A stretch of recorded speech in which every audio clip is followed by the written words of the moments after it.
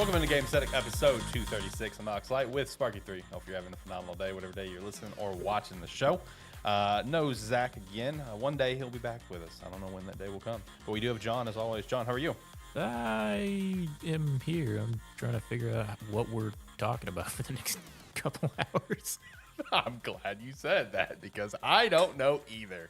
It's going to be one of those episodes where we're going to yap. I've advertised the important things for the week, and we will definitely talk about it, but it's going to be a yapper episode, so it is what it is. So for today, we will touch on the GTA 6 delay. We got Pokemon Legends ZA Mega Dimension trailer plus release date. So we'll talk about that. I guess I'll talk about that. I don't give a shit.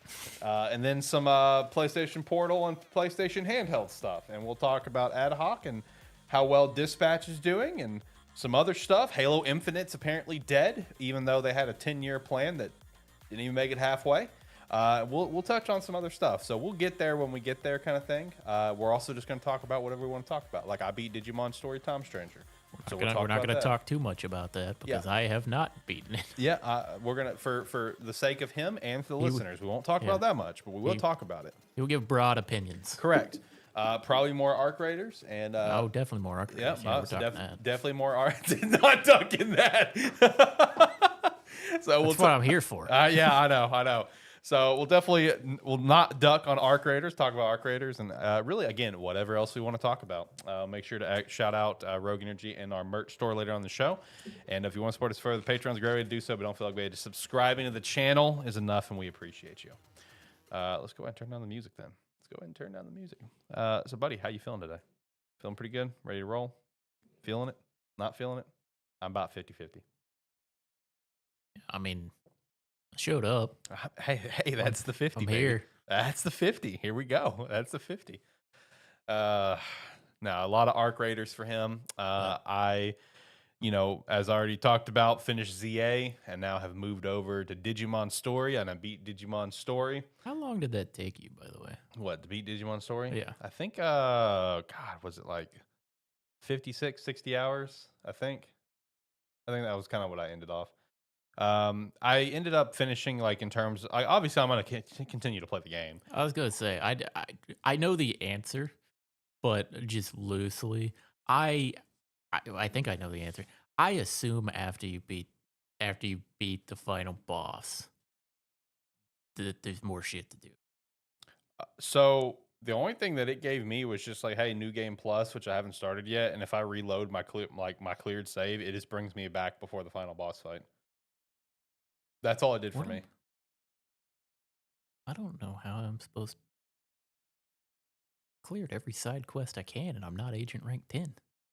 Yeah, I think because I was reading on that, I saw like a Reddit thread about that. I was just assuming that there was going to be something that opened up. I don't think it's possible to reach 10 in a single playthrough. I think you have to do New Game Plus. I think that's how fucking do that. I think that's how the game's designed. Is you got to go to New Game Plus. I could be wrong. It gets you so close. Yeah, no, I could be wrong, but I don't know if you can reach 10. I saw that same question, like a Reddit thread where someone asked, like, am I able to get to 10 in a single play? Because, like, I'm at the end and I've done everything. I don't think you can get to 10, yeah, actually. I did. I mean, I wouldn't have gone through and did all them fucking side quests then. Hey, you're close. No reason to keep doing them after you hit, like, 8 or 9. Yeah. I mean, hey, just carry it to New Game Plus, then you'll get there. I don't want to do another 70 hours. Not right now, yeah. No, I mean, I didn't even try to get the 9. I got the 8, and I said, that's good. I'm cool with that. I'll get what I want. I just assumed that side quests were going to keep opening up so that I could get to 10. Yeah. I didn't look anything up. I just made an assumption. Right. No, like I said, I saw a Reddit thread asking the same question. Like, let me check it out right now. Can you get to agent rank 10? My typing is bad. In a single playthrough. Yeah, because last time I got on Digimon, I pretty much just spent like 3 hours doing every side quest. What you mean after? The final boss gives some points, and there's a quest you get only from reloading after finishing it, so not really. What you mean? I reloaded, and it brought me back. I reloaded my cleared save, and it brought me back like to the boss fight, and I'm like, whatever. Maybe I just didn't look at something. Yeah, Maybe I didn't go through the in between theater. Maybe I need to hop back on and go look at that. I was gonna say because I did. Did you do many side quests, or did like? Oh, I never gr- mind. You stopped doing them. You said yeah, I grinded them out obviously so I could get to 8. there's a lot of the side quests that like. Don't get unlocked until a certain point. Well, it's not that they don't get unlocked; they don't complete. Like they don't complete or they don't continue on until you go back to the in between theater. Yeah. Which yeah, no, that's once I got to that point where I could do that stuff, not spoiling for people listening, that's when I just started grinding out all the side quests. But yeah, no, according to these people, you can collect exactly enough points to reach rank 10, but it's only after you beat the final boss of the story. So I guess I need to go. I guess I need to go look at the in between theater on that cleared save because I just saw where I was. I'm like, oh, never mind, I just left. So I guess I need to go take a look. I may not worry about it too much. Yeah, no, I mean I got to rank 8. I got what I wanted. I was mega pluses. So because, but I was kind of treating it as like once I go do the final boss, credits roll, I'm setting it aside. yeah, for now. Yeah, no, I feel you, and that's basically what I've done. I may go check just out of my own curiosity, but no, the final boss was really cool though. Very very cinematic. A lot of over the top stuff. Really dope. Really enjoyed it. Kind of lengthy because like the multi steps that it takes from a cinematic perspective, like multiple steps from a cinematic perspective. But it was really cool, man. I really enjoyed it. It was probably one of my favorite boss fights in at least a little while now. Last like year or two. It was really dope. But that's also me being a Digimon fan. Um, I enjoyed my final team that I had. It's very me coded to an extreme aggressive degree. I had my starter. I had Goldramon because I think Goldramon's sick. Which my starter was Patamon. And then I had Yulforce Vidramon, which has always been a staple for these 3 games because I love the Vidramon line. Susunomon, another staple of mine because I love Digimon Frontiers with a passion. And then I have a very consistent theme going on of my overall favorite Digimon line that exists with Gallantmon Crimson Mode, Medieval Gallantmon, and Megadramon. I love the Guillamon line. I love Guillamon so much. So very biased on that one of having those 3 together. But yeah, no, enjoyed my final team. Enjoyed the climax of the game. Enjoyed the comedy aspect of the final stretch of the game with a certain reoccurring Digimon, if you catch my drift, that is for no reason at all there. And I loved it. It was great. But yeah, no, overall, man, Digimon Story Time Stranger. I know you haven't beat it yet, and the final boss may dictate your opinion, but I'm kind of curious, where do you set on the board with Digimon Story Time Stranger? Like, what? Like, you're right there. So, I mean, do you have a pretty strong opinion, or are you going to wait till after the boss fight?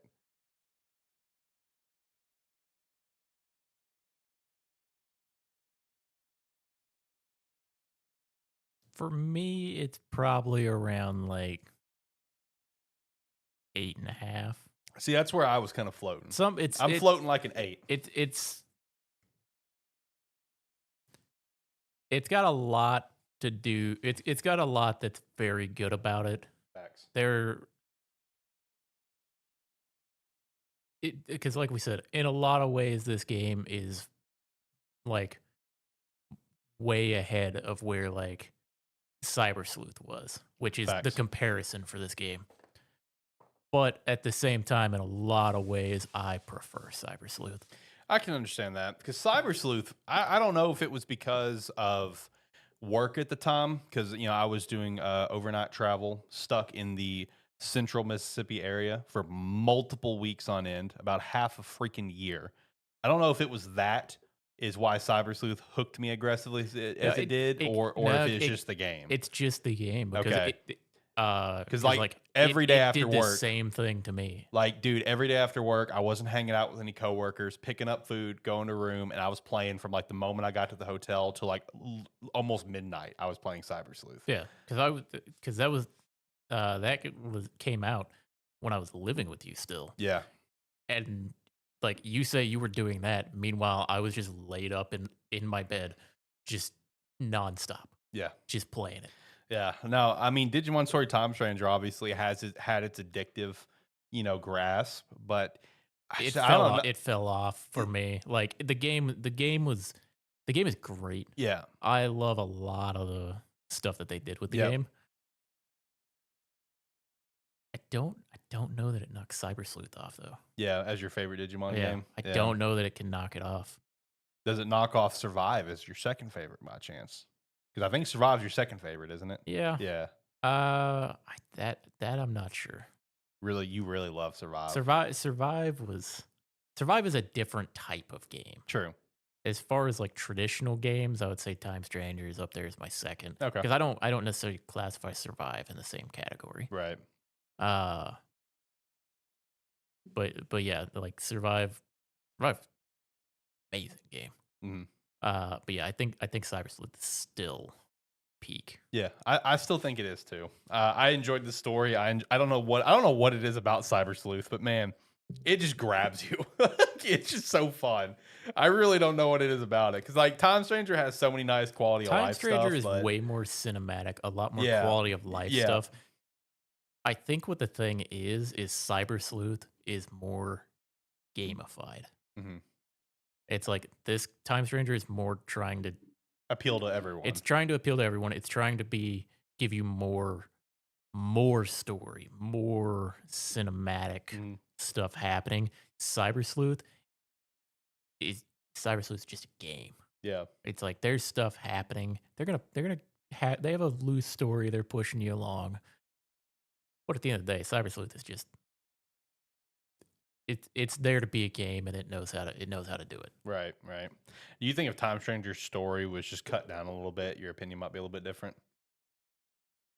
Because I definitely felt that drag point of like, oh man, this is going on a while. I'm almost done, It but I drag, was still enjoying it. Like I never didn't enjoy my time, like I did with Pokemon Legends ZA. yeah, no,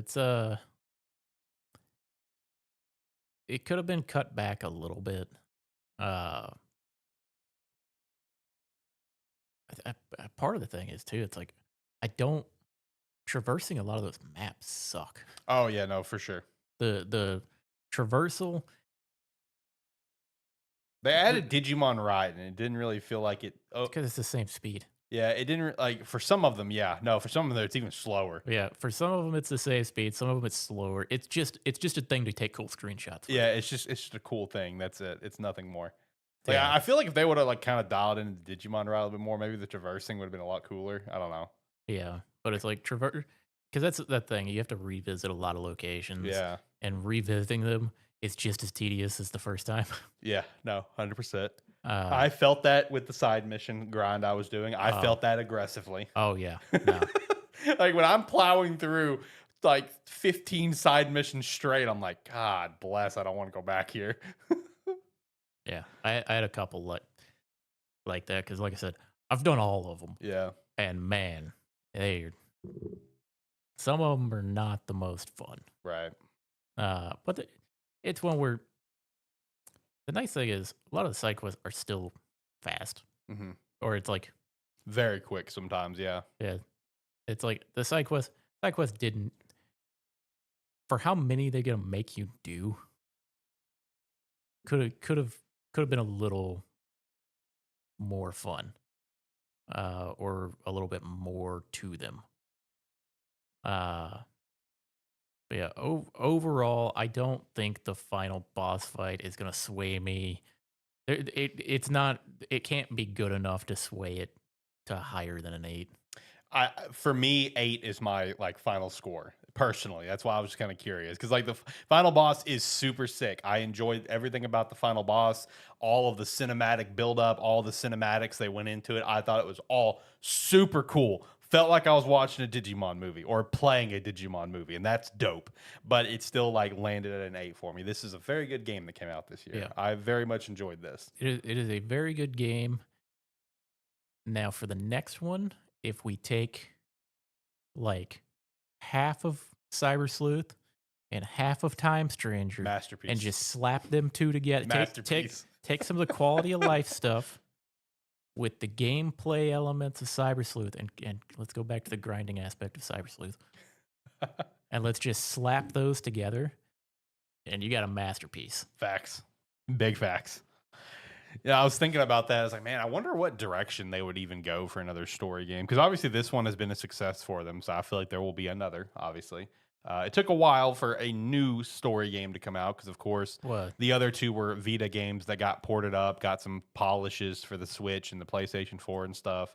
But it's been a while since, between what Hacker's Memory to this one. And, there was Yeah. the other games too. Like what you played, like what, like was it New Order or whatever? I mean, there were other games that came out Yeah. along the way, but Yeah. story wise, we haven't had a new one since Hacker's Memory way back when. So we'll Yeah. get one, but it might be a little Even when it while came out on like PlayStation, and because it came out on PlayStation first and then came out again on on Switch. Switch, Yeah, it's like hell. It's been like 7 years since then. yeah. Because I mean, like, I think it was out on Vita for like a year or two before it went to PS4. Yeah, right? but I'm talking like when it came to PS4. Yeah, Like yeah, okay, yeah, when yeah, when we got yeah. into When we played it, right? yeah, it was like a 7 year Right. span from there, Mhm. and in that time frame, yeah, we got like I think we got New Order, or Digimon World, World Order, whatever it's called. New whatever, Yeah, and then we whatever. got Survive a couple years later, and then it's Okay. Time Stranger. Okay. So, I mean, yeah, another story will happen, especially with how this one has been overall commercial and like critical success. I Yeah. mean, it's been a success for And them. it did what we were saying it might do. Is it up as much as we're saying that, like we're saying the story may have dragged a little bit, preferred Cyber Sleuth in a lot of ways to this game. This game did reach like a Wider more audiences. mainstream wide Yeah. audience than Digimon has seen in 20 years. Facts. 20, 30 years, something like that. Yeah, facts. So it's like, I mean, this approach worked for him. Yeah, no, 100%. And I think also just kind of, I mean, it in the world of Digimon, especially since it's not, as mainstream as we would love it to be, um, taking, honestly, you could legitimately call it a gamble, but taking a shot at making a full story on the Olympus 12 to this high degree versus just going safe trademark Royal Knights that they always do. So it makes me wonder. It's like, okay, hey, look, as a Digimon fan, I'll say it. Focusing on something other than the Royal Knights is kind of low key taking a gamble because Digimon games are never hugely successful. With how this one succeeded, it's made me think, like, okay, well, where could we potentially focus for another game? That let's continue to do something different.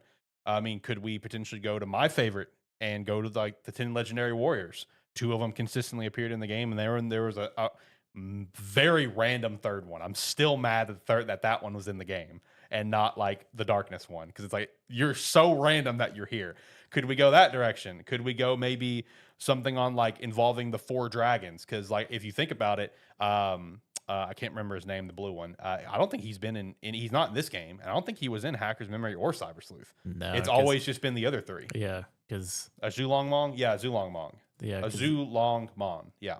no, because this game basically took everything that was in like Hacker's Memory and just added more. Yeah. Or it's like we basically took Yeah, for the most part. I yeah. think all the Digimon that were there plus some is what we got for this game. Yeah. There were some that were cut because like there were definitely some that were. yeah, because like I was looking at the Hacker Memories decks because like I was thinking about the dragon thing because like I thought he was in one of these games. So I was scrolling through the decks and I was seeing some Digimon. So it's like, oh, you're not in this game. Oh, you're not in this game either. So there's at least a small handful, but for the most part, it's all ported over.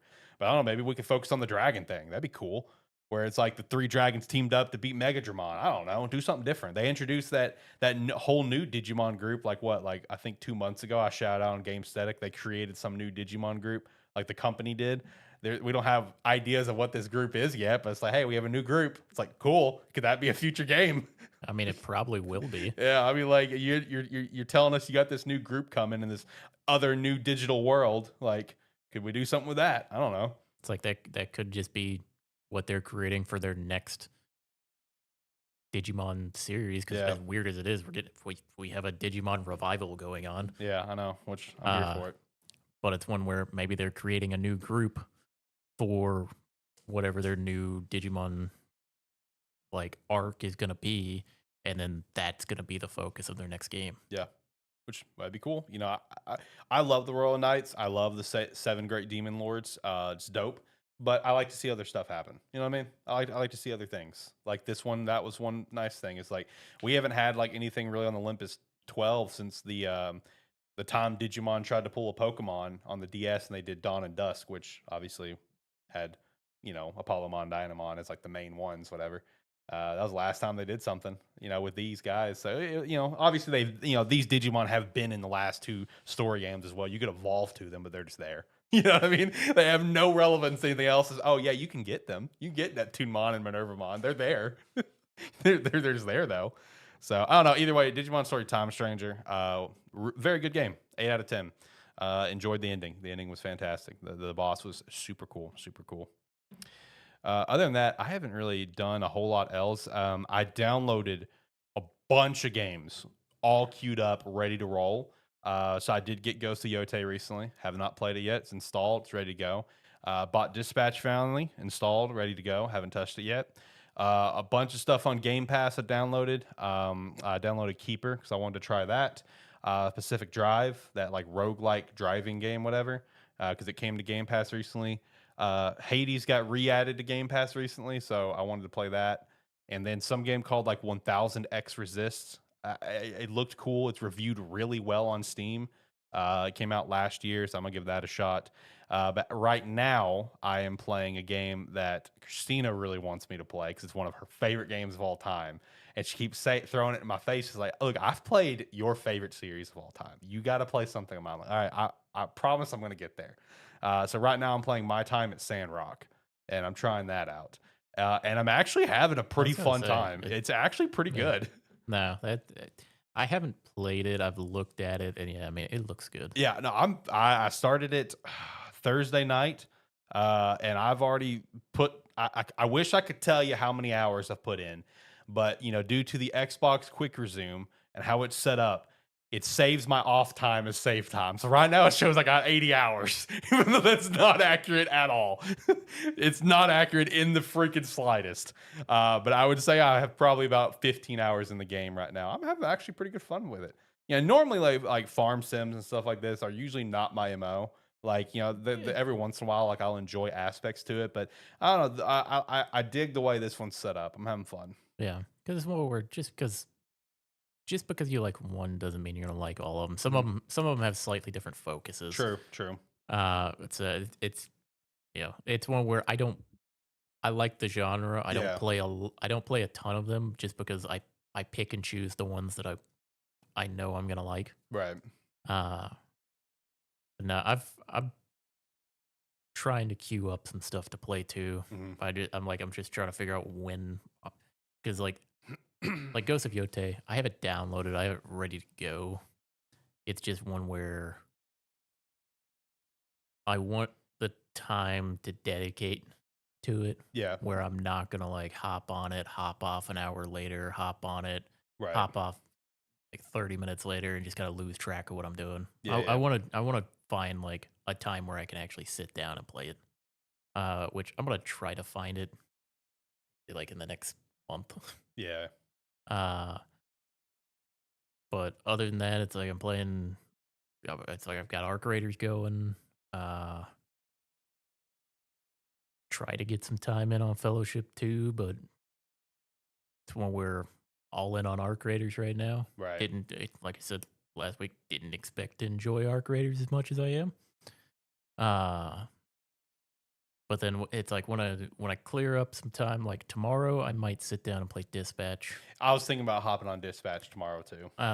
Tomorrow seems like a good day to hop in and do it. That's what I was thinking. I'm thinking the exact same thing, man. I'm not even joking. I didn't buy it yet, but I was looking at it on Steam earlier. I was like, man, Sunday'd be a great Dispatch day. That's what I thought too. So I might do that tomorrow. And then I think here in, I don't know, maybe a couple weeks before I really start slowing down on Arc Raiders, because I've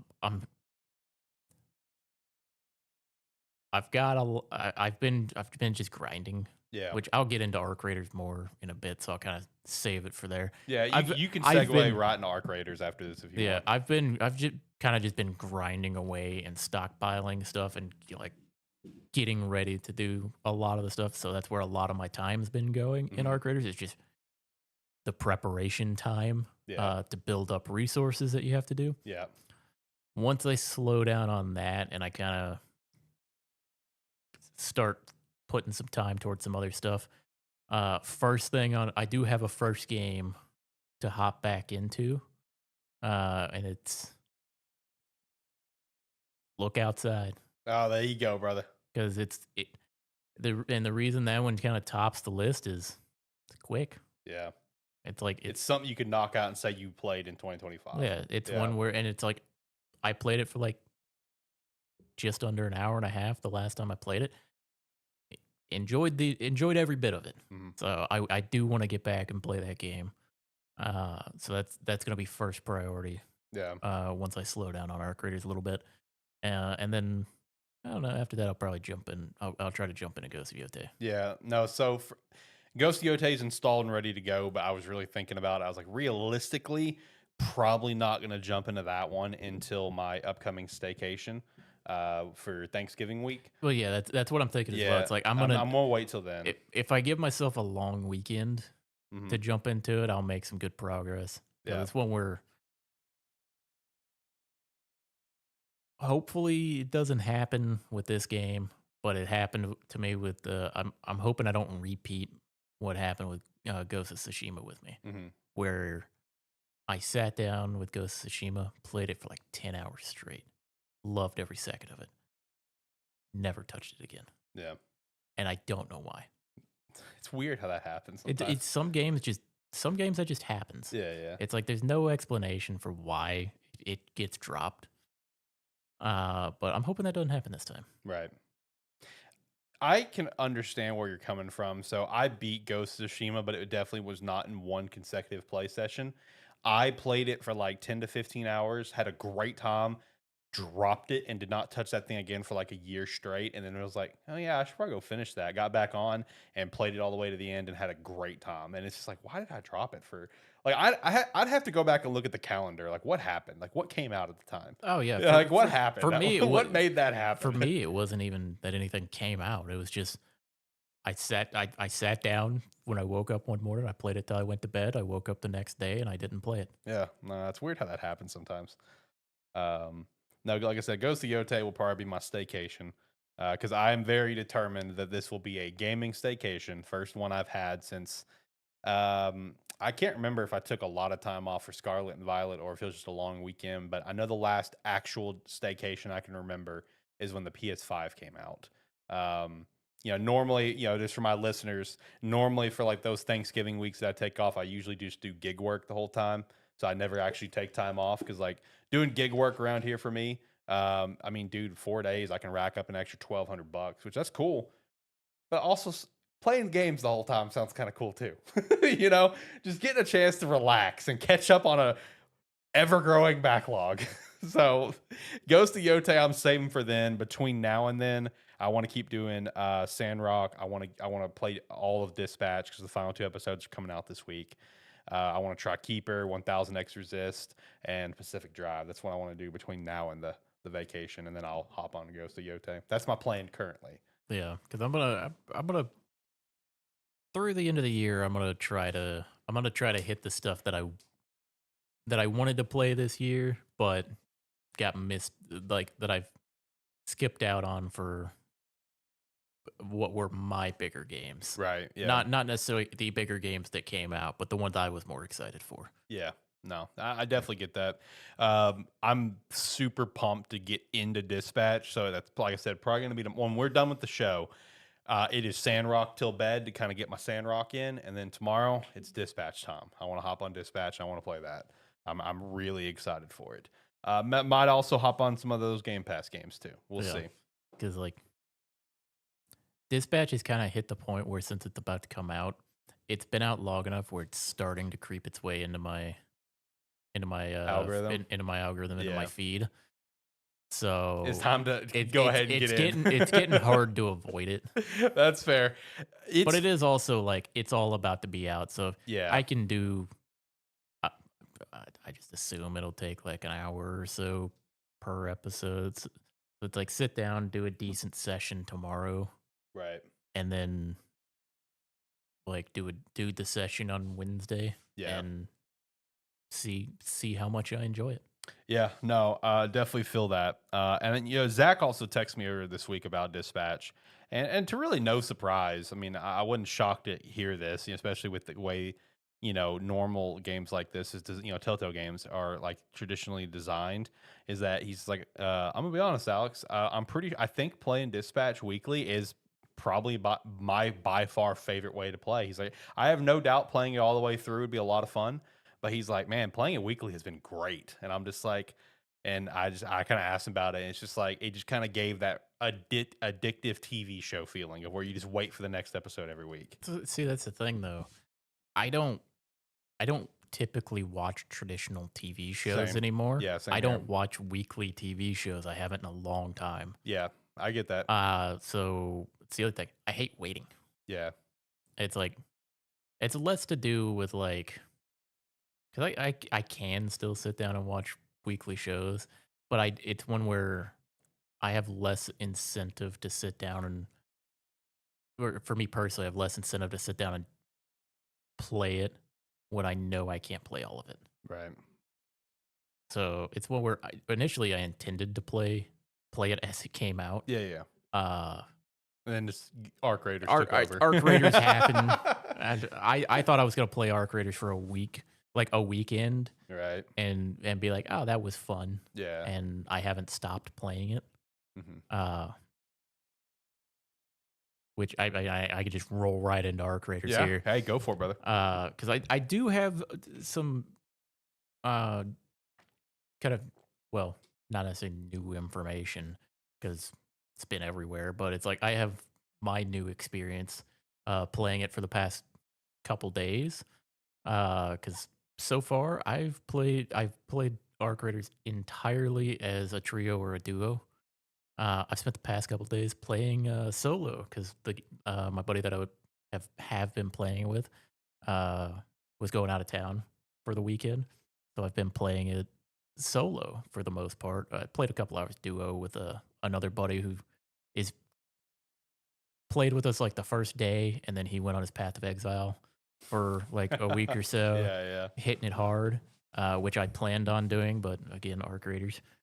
Took over the world. So yeah, I've been playing it solo. It's a different game. Different game. It's a different game. Good way or bad way? So let's put it this way: if you queue up solo, you go onto a map with only solo queued players. Okay. If you queue up as 2, you go into priority 2, but if they need to fill 3. So it's commonly understood that if you go into a duo or a trios raid, shoot on sight. You see people, you shoot people. In solos, it's the friendliest group of people you've ever met. Wow, that's legit. I have Kicked my dang camera. I've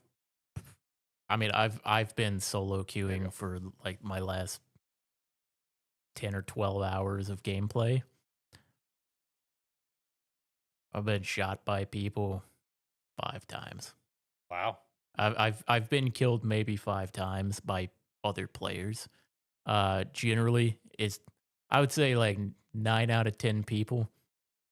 Friendliest people you're gonna meet. If you don't, it's like they will either because there's like emotes in the game where you can say like don't shoot or something like that, and their character will say it out, or you can just go in a prox chat and it's like you'll hear it, and it's like I'll be looting a building or something. I'll just hear hey coming through friendly, or it's like people just be called out like friendly or something, or they'll just you'll be moving along, you'll just hear don't shoot off to the side, so you're good.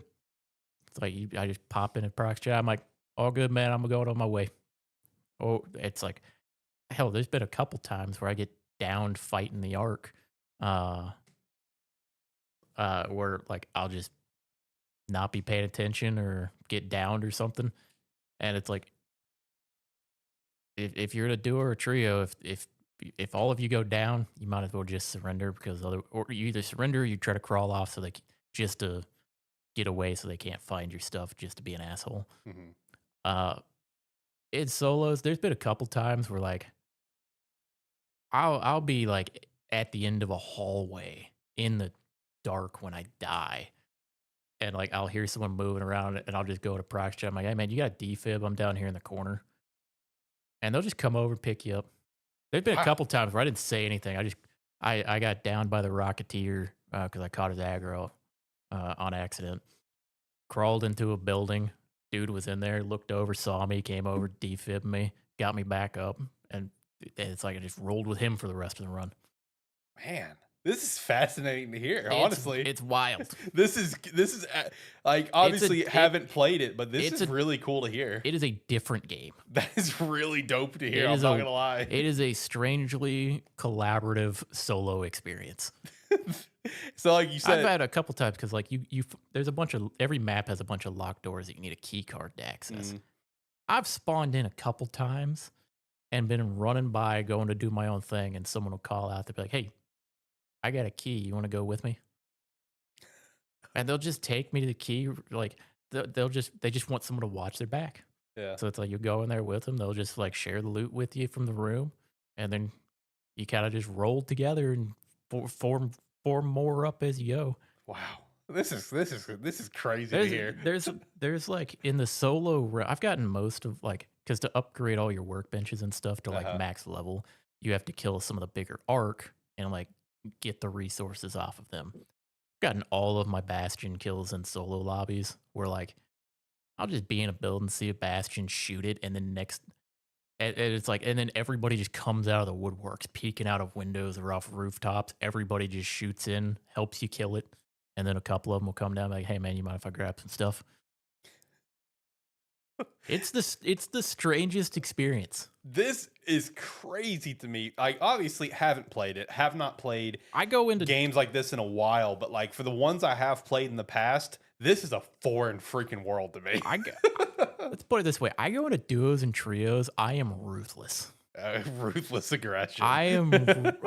Me and my buddy were playing the other night, and like we were running kind of spread apart on Buried City, running along the rooftops, and we see a trio, and they all start popping shots at him. He's up hidden. He can't really help me much because he doesn't have a line of sight. I'm standing off. They split off, so I got one guy to one side, two people over here. I'm in a long range gunfight against three people, and I'm winning. And then, like, it's the weirdest experience because you see movement, and if it's not an arc, you shoot, Mhm. or you wait for the opportunity and then you shoot. Yeah. In solo, you just shoot the arc. You just shoot the arc and you go along your merry way. It has not necessarily been helpful for me for when I go back to playing duos or trios because man, I'm reckless now. Reckless. I was already the reckless member of my the group group, that I yeah. play with. Because like when you extract, they're like bunkers. You hit a button to call the elevator, and then generally everybody would go. They hit the button and they go hide. I hit the button and I stand on top of it. Okay, and I'm just like out in the open. They're like, "What are you doing?" I'm like, "What's the worst that's gonna happen? They're gonna shoot me. They're gonna shoot me. I'm gonna crawl in the elevator and leave." Because you can still extract out if you've been downed. Like you can still leave with all your stuff if you've been downed as long as you don't bleed out. Uh-huh. So I'm like, what's the worst that's gonna happen? They're gonna shoot me and they're gonna kill me. They're gonna down me, or they're gonna shoot me. I'm gonna see where they are and I'm gonna fight back. Right. So that's tends to be my attitude. But in solos, I'm like, like I said, in duos and trios, I'm ruthless. I'm shoot on sight. I am there for me and my group. In solos, I'm helping all the new people do their quests.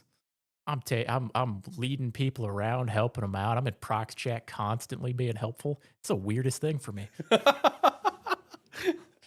That's great though, man. That's what gaming's about, brother. That's awesome. But yeah, in for context, I've got most of my workbenches max level. I've got I've started gathering up quite a few blueprints so that I can actually have stuff. I've been stockpiling and making like some of the higher tier weapons uh as I go. I still don't have a tier 3 work or like gunsmith, so I can't work it on that. I only need like I think I only need one more item to max it out, and then I can start crafting some of my highest blueprints. But I've basically just been running around uh gathering a bunch of materials and then just converting everything up so that I have everything ready so that I can and I've been slowly making and then upgrading my weapons Mhm. so that uh like I have a stockpile. So it's not like that way when I go in I'm like, "Oh man, I lost my one gun that I've been working towards." It's like, "No, I got like 7 of them back at home." So I'm at the point now where I was kind of already in the mindset, but I'm at the point now where I have a lot of the higher tier like augments and shields, weapons and stuff. So now I'm like, I go in, I'm like, yeah, if I lose it, I have more. Yeah. So it's been one where uh, I've slowly been just like stockpiling and preparing for some of the big fights, or for like going after some of the big stuff. I might be trying to go for the queen soon. Mhm. I don't know. I haven't even attempted it yet, so haven't looked into it much, but I might try it soon Mhm. or relatively soon. Uh, I've got a lot of upgrades. Got a lot of like weapons and stuff now. So looking forward to some of those fights. Those are gonna be fun. Yeah. And yeah, looking forward to getting back into duos and trios because fighting on like doing a lot of the PvP fights on some of the like several of the maps are a lot of fun. A lot of verticality, a lot of like weird angles and lines of sight you can get on. So looking forward to getting back into the action there. But definitely been enjoying uh like solo queuing for a bit. Been knocking out quests like crazy for the past like day or two. When I remember to do it because it's also just doing a lot of big loot runs because people were letting me. I wasn't having to fight for my life the entire time. Uh, so yeah, been trying to knock out all my quests. Been trying to just gather resources. Mhm. So definitely still having a lot of fun with it. Still very addicted to it. Oh, nice. Man, I love hearing about how different the solo queue is. That's Yeah, awesome. I mean, they've already got like a pretty beefy roadmap just for this year. Mhm. Like we got updates coming in November. We got updates coming in December with like new terrain. I think some new enemies. Uh, so yeah, a lot of they hit the ground running with planned updates. So they're they're going to be doing a lot over the next couple months Nice. to try to keep it fresh. Man, honestly, because I was thinking about this earlier too, mostly because of stuff we were talking about with the Gamesthetic Awards that we're working on. Shout out to that, by the way. Man, just honestly, shout out to Embark. I mean, first two games they've ever done have both like come out and have had some form of success to great success. Because the finals was fine, you're right. It had its run with really solid success, and then it just stayed like Yeah, solid. It it had stayed its solid. consistent Yeah, players. it had and now you have Arc Raiders, which is like doing more than the finals ever did. So I Yeah, mean, shout out to Embark, man. Talk yeah, about like two because games back to back, debut games, and you're killing it.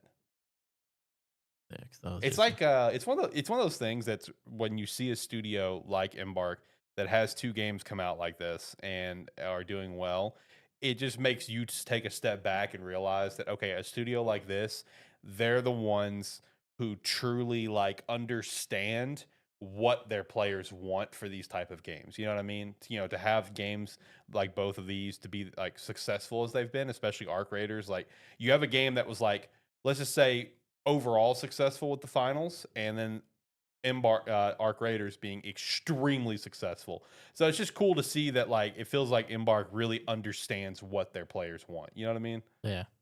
And granted, we're only like a little over a week out since release. Yeah.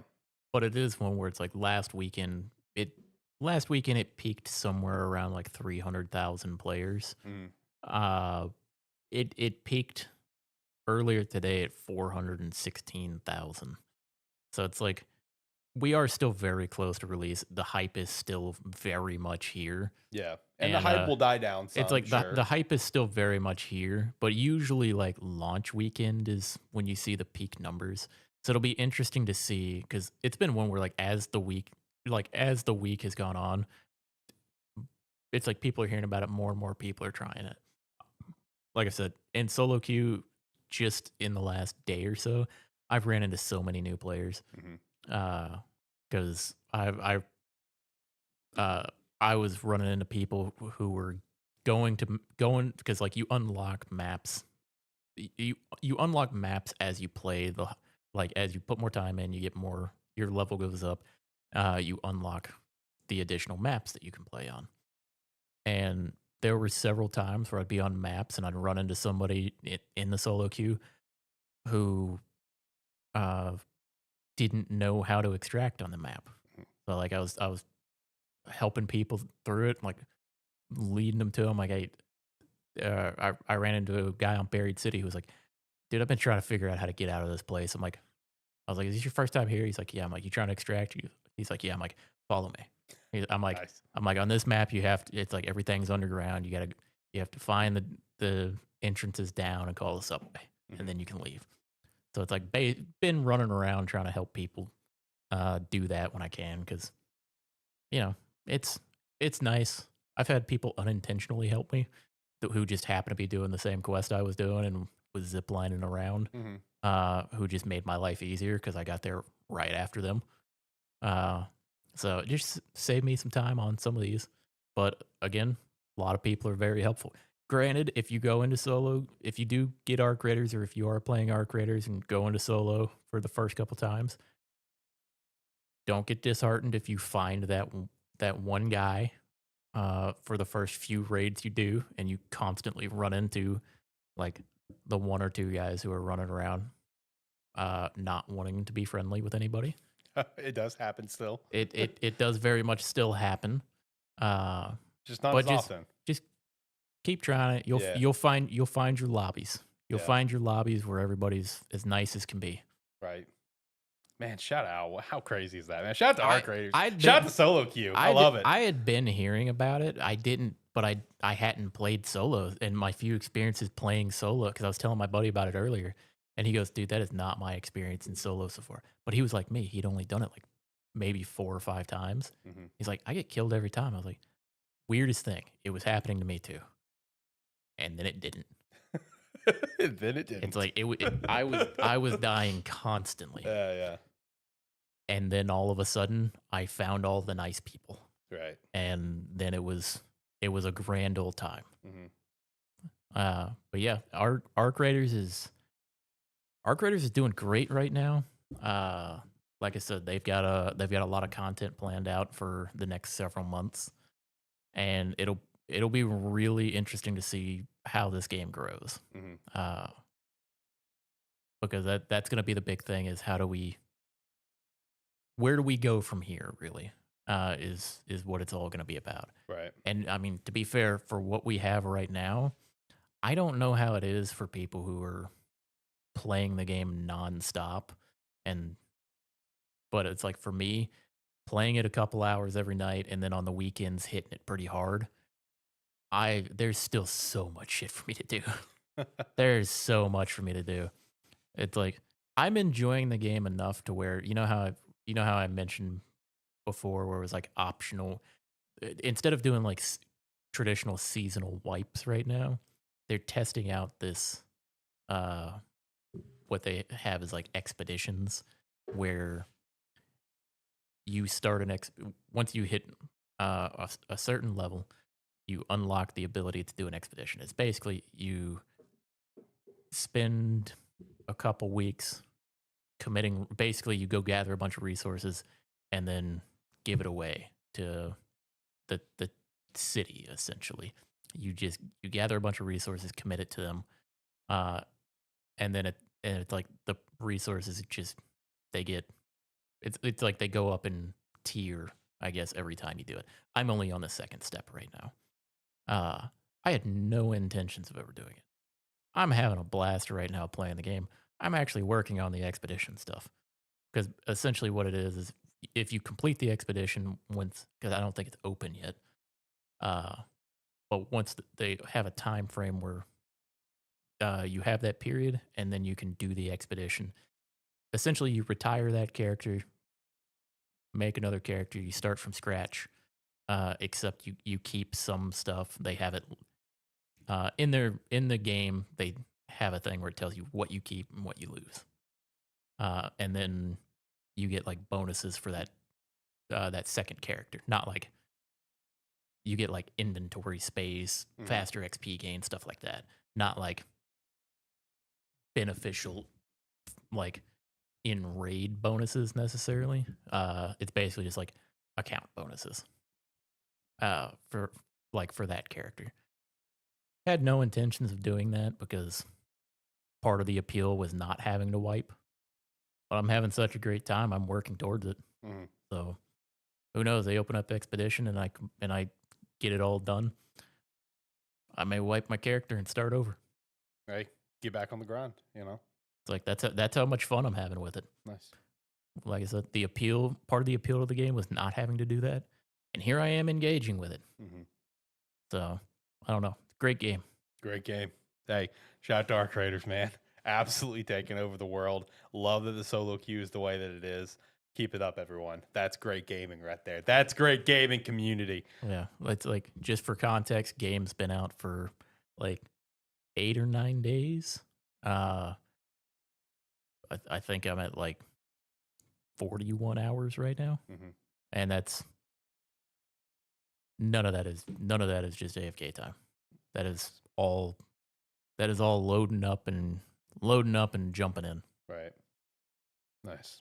Which for me 40 hours in like a week time frame, it's a lot of playing. That is a lot of time. Yes, especially when you factor in work and because that's like that's with work and everything else that I have going on. True. Man, shout out, man. Shout out to our creators taking over the world right now. Love to see it. Love to see the success, and excited to see where it continues to be a success. That's the big thing. Well, what the roadmap's going to fully look like and how it's going to play out.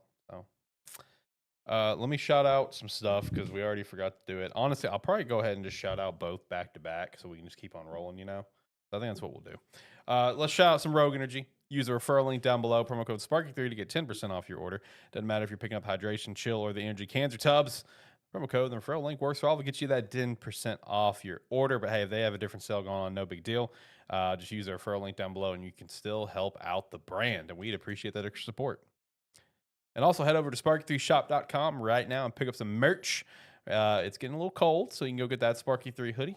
You can also get the 7 out of 10 is good game shirt, Do Better Unprofessional, as well as the bee and our little cute avatar faces that I drew in 35 seconds. Head over to sparky3shop.com and pick up some merch, and we'd appreciate that extra support. Figured to go ahead and shout that out because we forgot last week. I forgot last week. Better way to put it. So go ahead and get both of them done right now. Because at this point, unless there's something else you want to shout out, we're kind of in technically our weekly wrap-up territory, which is the GTAs and the Pokemons and everything else. So is there anything else you want to talk about? I don't think so necessarily. There's not a lot in the weekly wrap-up, but it's kind of beefy, if you know what I mean. Because it's one where, it was not a lot happened this week for me. Yeah, I understand. About the same for me. Like I said, wrap-up time, stranger, now over to my time. So that's where I'm at. But let's go ahead and hop to the weekly wrap up then and work to steadily wrap up the show in the next like 30 minutes or so. So the first one, this is obviously the biggest piece of news from the week, and that is GTA 6 has officially been delayed to November 19th, 2026. And I was kind of curious about that. of like, damn, are they gonna miss the Game Awards? Like, does that miss the deadline? No, it barely makes the deadline. So it could be nominated for Game of the Year next year. The deadline, like for this year, is the cutoff is November 22nd. That's usually the cutoff. So that was my first thought is, oh man, is it not gonna be able to be nominated? Is this gonna be a first time in history where a game comes out the year before the Game Awards? You know what I mean? Kind of like an Indiana Jones situation. Because I don't think we've ever had a game that comes out like in December and gets nominated for Game of the Year next Game Awards. You know what I mean? So I was kind of hoping that GTA was going to be in that case because that would have been a first. But GTA is delayed. Apparently, the delay is all based around optimization sake. From this point on, it's pretty much smoothing things out. That was kind of the reports that were out there with the official announcement.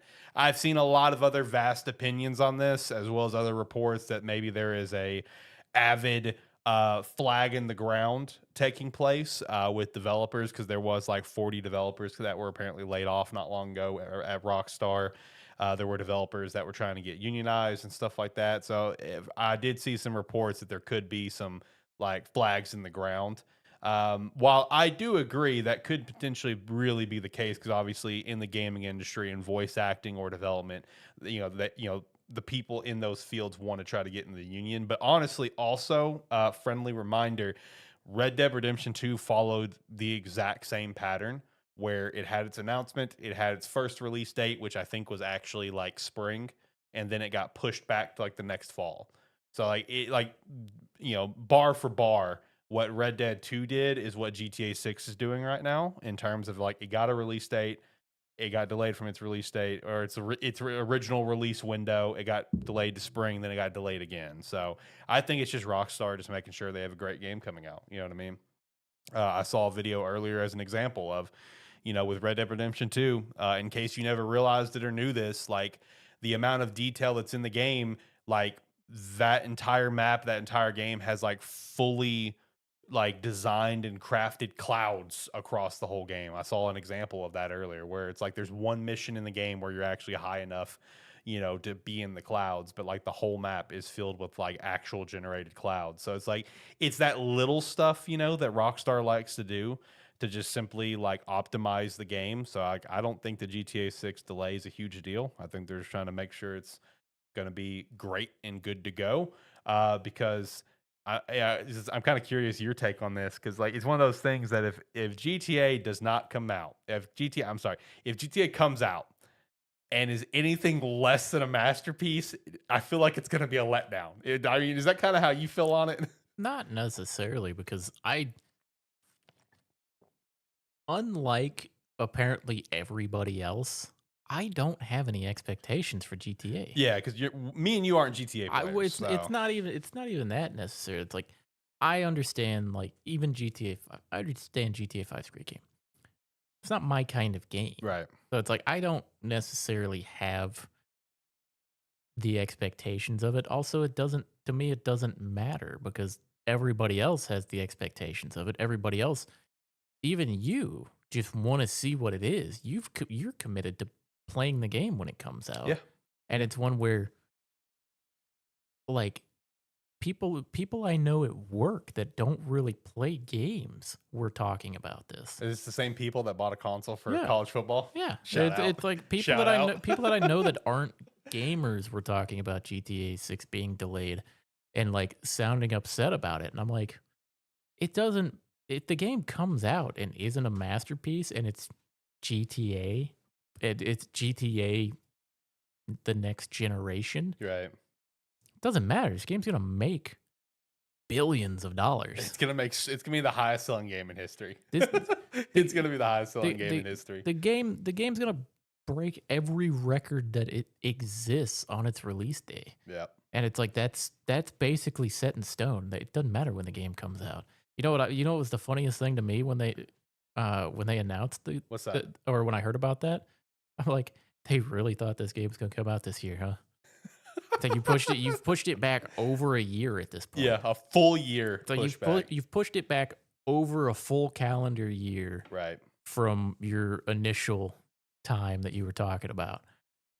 And it's like, I just chuckled at that. I was like, it's like, there's no way in hell this game was coming out. Yeah. It's like it doesn't matter if it is just slight optimization and smoothing things out.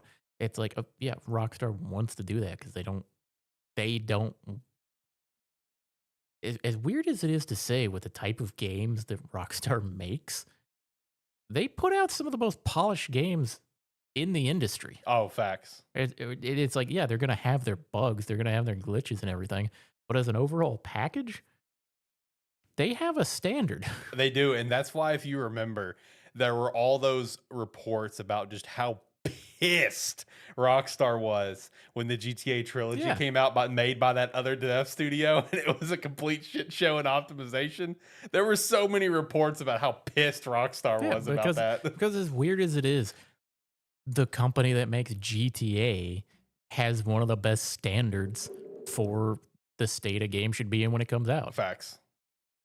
And it's like there's a reason why GTA 5 has made billions of dollars. Yeah. It's Highest selling game in history. yeah, it's like I'm pretty sure it's the highest game. It's either 1 or 2. I think Minecraft still might be 1. Minecraft's still number 1. Okay. But it's one where it's like there's a reason why, like, for years it's been kind of a meme that, like, everybody owns 3 copies of GTA without Right. knowing it. It's because it's so cheap. Yeah, It's true. it's so cheap, and the game is to such a quality that Yeah. it's like, oh yeah, somebody could be like, oh yeah, I've played it for 500 hours on console. I might as well buy it on PC too. Yeah, and play it for 1,000 hours. You know, no big deal. But it's one where, yeah, the game's gonna come out, the game's gonna make all the money. Yeah, And yeah. it's like I don't have any strong opinions on it because this is gonna be one I'm gonna watch from the sidelines. Yeah, yeah, that's It's like fair. I'm gonna watch this game just get either all of the praise or all the hate in the world, and I'm gonna just be standing on the sidelines watching. Yeah, just watching everything burn or everything celebrate, one of the two. No, I will get it when it comes out. And we'll give it a shot. You know, I never got into GTA 5. I loved GTA 4. San Andreas is obviously a lot of fun. Vice City's fun. Three's okay. But loved 4 to death. You know, I loved 4 to death. And just never got into 5. So, but I will be playing this one. Yeah, it's You know, one where might as well. I haven't played a GTA game. Probably since like, like PS2. Where'd I- you play 4? I never played 4. Okay.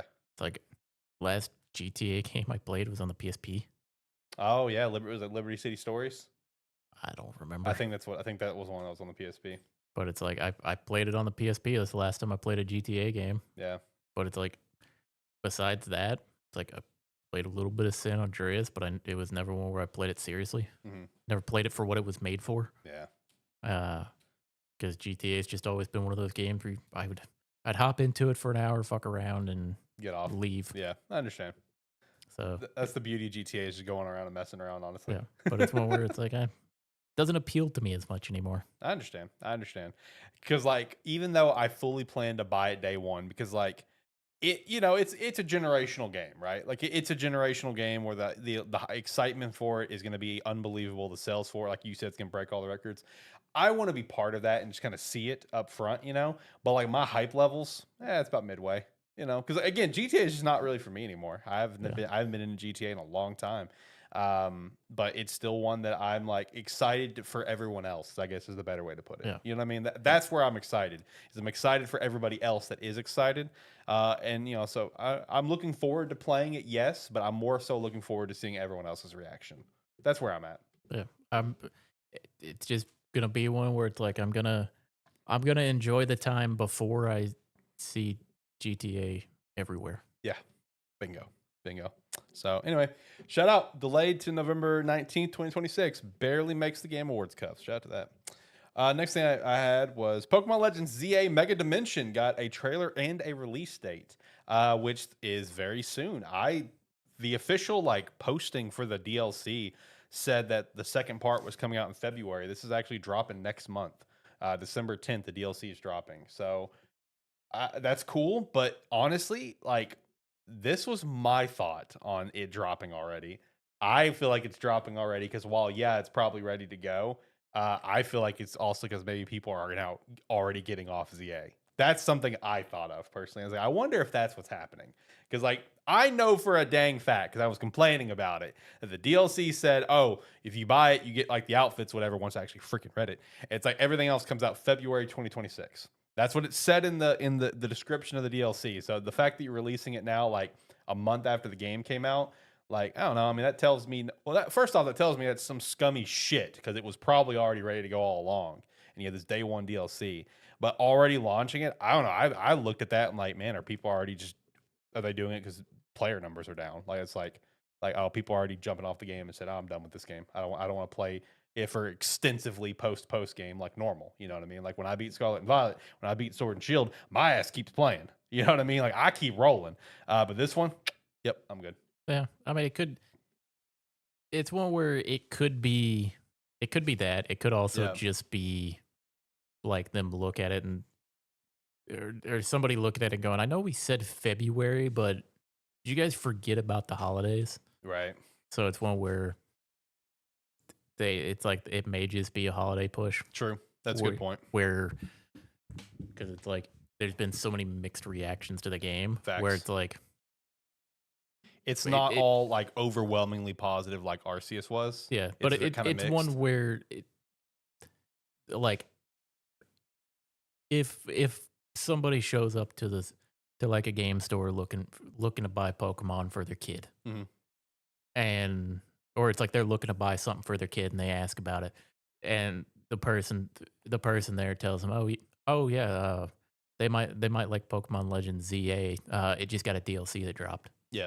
So it's like that could just be a push for that, like a push for the holiday season. Hey, actually, great point. Because keep in mind, the Mario Kart World Nintendo Switch 2 bundle is now discontinued. You should still be able to find some in the wild. I saw one the other day, but it hasn't been replaced with the Pokemon Legends ZA bundle, which is also a limited run bundle. So that's probably what you're saying is probably good. Is big facts. Yeah. I mean, because you can just buy the console with the game and then just get the DLC on top of it later, kind of thing. Yeah. I mean, it makes more sense for it to come out in December than February. It's like that's probably just Nintendo not understanding how DLCs work still. They've only put out a few of them. Facts. They've only put out a few across the board in the grand scheme of gaming. And like, just to back up John there, that Nintendo's figuring stuff out as we go. Keep in mind, literally just like this week, we got the first ever Nintendo eShop mobile app, finally. It was so funny because like 2 weeks ago, Christina asked me about this. It's like, is there a way for me to go look at the eShop on my phone? I was like, yeah, you just got to look it up like in a browser. They don't have an app. It's Nintendo. They're behind the times. Then like a week later, I saw the app drop. I'm like, oh, look at that. Nintendo's finally caught up to 2025 and have a freaking mobile app for their shop.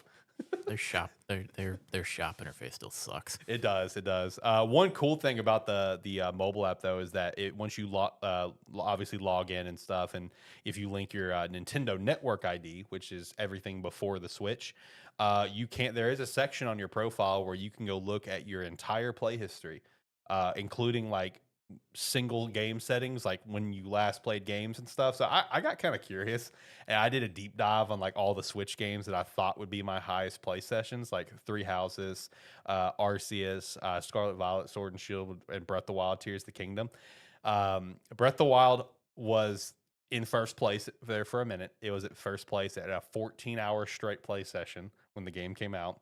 And then I got to Pokemon Legends Arceus. I played Legends Arceus in one day for 14 hours and 45 minutes in a single play session. And, that makes sense because if you remember on a personal level what took place when Arceus came out, Arceus was my distraction from the world. So that makes sense. But yeah, I dove deep into my play sessions. Like, man, how long have I sit down and played some of these games? So if you're ever curious, download the eShop app just for that, because it is kind of interesting to see how deep of a play sessions that you've had for games. It is pretty interesting, especially because I noticed like maybe it was like does it only do Switch games? No, if you would it do DS games? If you still have your Nintendo Network ID, yes. How do you find that? So there's still a website you can go to log into it, and if you don't know it, you can click like forgot ID and enter the email that was on that ID, and it will send you an email like, here was your user ID. And then you can also do the same thing if you forgot your password. Mine kind of got locked up, so I got to try it again because I was like, I could not remember my ID. And I kept trying to do remember password, but it wouldn't send me the freaking link for the password reset. So I just tried guessing it until I locked it out and said try again later. I'm like, I'll get back to this. But yeah, if you can get a hold of your Nintendo Network ID, which was the accounts they used for like the DS, the 3DS, and like the Wii U, then yes, you can see your play sessions for that too. So if you can get a hold of that whatever that user ID, it's probably just your normal one, but then just figure out what your password was. Yeah, you can go look at your play times That's for a X and long. Y and That's a ORAS long and time ago. yeah, I know. I Trust don't. me. I don't even begin to know what my passwords used to be. Yeah, I know. I've That's they've why I'm locked out. But anyway, the Nintendo app it is cool seeing your play session. But back on track for ZA though, after our side tangent. I'm trying to get away from this. Yeah, I know you are. So here's everything that took place. We got a look at Mega Baxcalibur as what, and the Megastone will be an award for season 4 of Ranked. And Mega Chimeco was also revealed. Which also fun fact, if you didn't immediately notice this, the Mega form for him just looks like it's pre-evolution. It's in the same shape. So cool little detail. I do want to talk about the ranked thing because I saw something that. I haven't played obviously a lot of ranked. I joked last week that it's one of the most fun things about the game, but there was something I saw with some updates that just kind of really pissed me off a little bit. And I feel like they probably just did this because again, no one's probably playing it player, and that also to our point for why Mega Dimensions is coming out earlier than expected. Holiday stuff, yes, but also probably because people aren't playing ZA right now. They changed how the point system works, where it's like what's the fucking point to even have ranked? Like you have a ranked mode and a casual mode. What's the point? Because they've changed it where if you come in last place, you just stay the same. You don't lose points. When previously, if you came in last place, you would lose like 30 points from your rank. So it's like there's literally no point for rank now. Like you'll just stay at wherever you'll. Well, to be fair, some rank systems work like that. Yeah, I know. Traditionally, more so, I think, in fighting games, Right. where there's kind of a ceiling that you can hit, or that you can naturally climb to, and then, but that's like considered to be like kind of the casual rank up system, and then you hit the actual rank system. Okay, fair enough. But yeah, it's like for ZA, yeah, I also, who cares? Yeah. It's kind of my attitude on it because nobody's there. I feel like nobody's there because they enjoy that Correct. battle Now system. that is big true. They That are is there not the because draw. they are there because they have to be because they want the megastones. Correct. I don't care because I don't. And by that I mean just personally. Yeah. I don't care about the megastones because the other thing is I don't. I mean, I probably should care, just because the only reason I think that I should care is because champions. Yeah, no, true. And unless champions is gonna have like a built-in thing where you can just Have what have the want, items that yeah. you want to have in it, which you would hope they do because you're gonna be trying to reach an entirely new fan base, or an entire group of people that traditionally wouldn't play competitive Pokemon. You're gonna be trying to reach them, so having all of the items and everything there for them to be able to play in whatever Mhm. would make sense to have. But it's one where I guess I should care if I wanted to take any Pokemon that I have and actually use my own. Yeah. But I've never been a big competitive Pokemon player. I've Very always just been casual a about it. casual player. Yeah. I enjoy the games for what they are, and I don't worry too much about the competitive side of it. Mhm. It's fun to watch, but I've never dove into it. But it's one where maybe when Champions comes out, I will, or maybe I'll start playing around with it and decide I actually want to. And then I don't know if that happens, then maybe I would want to, go back to my older games or the ones I haven't played in a couple years and go grab some of my mons from there and Mhm. transfer them. Right. But Move them up. For now, I'm not too worried about it. Yeah. Maybe I'll wish I did later, but I don't know. I cannot be bothered to open that game up. That's fair. No, I am gonna open the game back up just for a mystery gift, and I'm gonna immediately get back off. Is all I'm gonna do. Because yeah, the mystery gift is for Diancie, the mythical whatever. If you go hit the mystery gift, you can get her Mega Stone, and then that initiates a side quest for you go catch her. So I don't have one, so I will go claim that mystery gift. So whenever I do get back on for the DLC, because I did buy the DLC already, um, then I'll already have that done. But I'm not playing the game right now. I'll hop on there for that Mega Stone, and I'm done. It's like, all right, I got it. I'll catch her later. She's out there for me. Because the other thing is, like, I don't even have Pokemon Home. Mhm. The only thing that makes me kind of want, or like maybe makes me want to get Pokemon Home or something like that, and to like actually transfer some of my older mons around is it would just be for the shinies I got while I was playing the games. Yeah, That would be the main thing that I would care about. Uh, so it's like maybe I would want to do that, right. but other than that, I couldn't. I couldn't be bothered for it. Yeah. No, Pokemon Home's pretty legit. I mean, I'm getting on the Pokemon Home mobile app right now. It's just $20 a year. $20 a year is all it is, so it's not that bad. I've got an ungodly amount of Pokemon in here, like shinies and just ones that mean a lot to me or whatever the case is. And I'll move everything up too. I've got an incredible amount of like just legendaries and shinies from like Legends Arceus and stuff from my wife because she wanted to move everything up from her games from the past. So went through the very lengthy process with the still active Pokemon Bank to get them moved up. I did this just like a year ago. So yeah, Pokemon Home's pretty sweet. And it's a good way just to hold on to everything. So yeah. Which also for the Pokemon Home connectivity, because just wanted to shout this out for clarification's sake because I just learned about it too. Someone commented on the last Legends video that we put out, which also thank you for everyone that watched that video. Where someone's just like, man, he's going to be mad when he finds out that you can't, transfer Pokemon to Home. And it's like, well, first off, I'm not mad about it. Yeah, because home connectivity is not happening now, but it's happening in 2026. So the way that Pokemon Home connectivity is going to work for ZA is that you can move Pokemon from ZA to Home when it comes, but any Pokemon that come from ZA, they cannot go back to previous games. And any Pokemon you take from Home and put into ZA, they are no longer eligible also to go to previous games. Is the way that it's going to be set up. My personal thought on why it's set up that way is because it's kind of like a cutoff point. While yes, this is a bridge game on the Switch 1 and Switch 2, it is a Switch 2 game as well. So like my mindset is just from like it's probably just some sort of built-in development sake of how ZA is built because it is a Switch 2 game as well. You just it doesn't make sense. Like it's kind of like how Pokemon Bank was. You can't move back. If you move stuff up from Gen 4 to Gen 5, I can't move it back to Gen 4.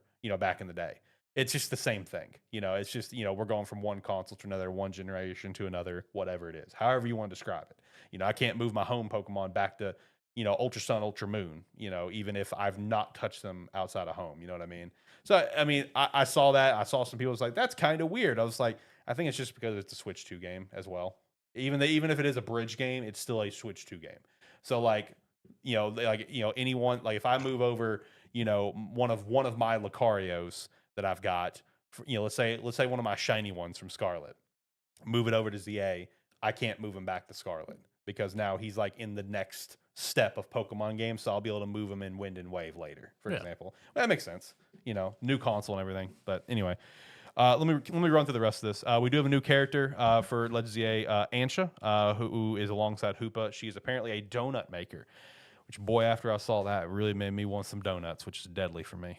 But giving the donuts to Hoopa, he basically opens up the portals for you around. And the way that it looked like and it was kind of built is like low key, kind of like a roguelike, because like all the different donuts that you create, the donuts are based off berries, of course. So you have whatever mix of berries, kind of like the sandwich stuff, the curry stuff, last two games, but like they give you different Pokemon that will appear in that portal, as well as like almost like different stats, because with this Hyper Dimension DLC, for the first time ever, your Pokemon can also go past level 100 temporarily. So like the level will go like the text for it will go yellow, Yeah, and they'll be I like saw level pictures of like like 135. 146 or something. So I don't know, like when I was watching how the donut thing works, it looks low key, like almost like a little roguelike in a way of just like, you get different aspects or pick different things, That was kind of something I saw that was kind of interesting. But that's going to open up for basically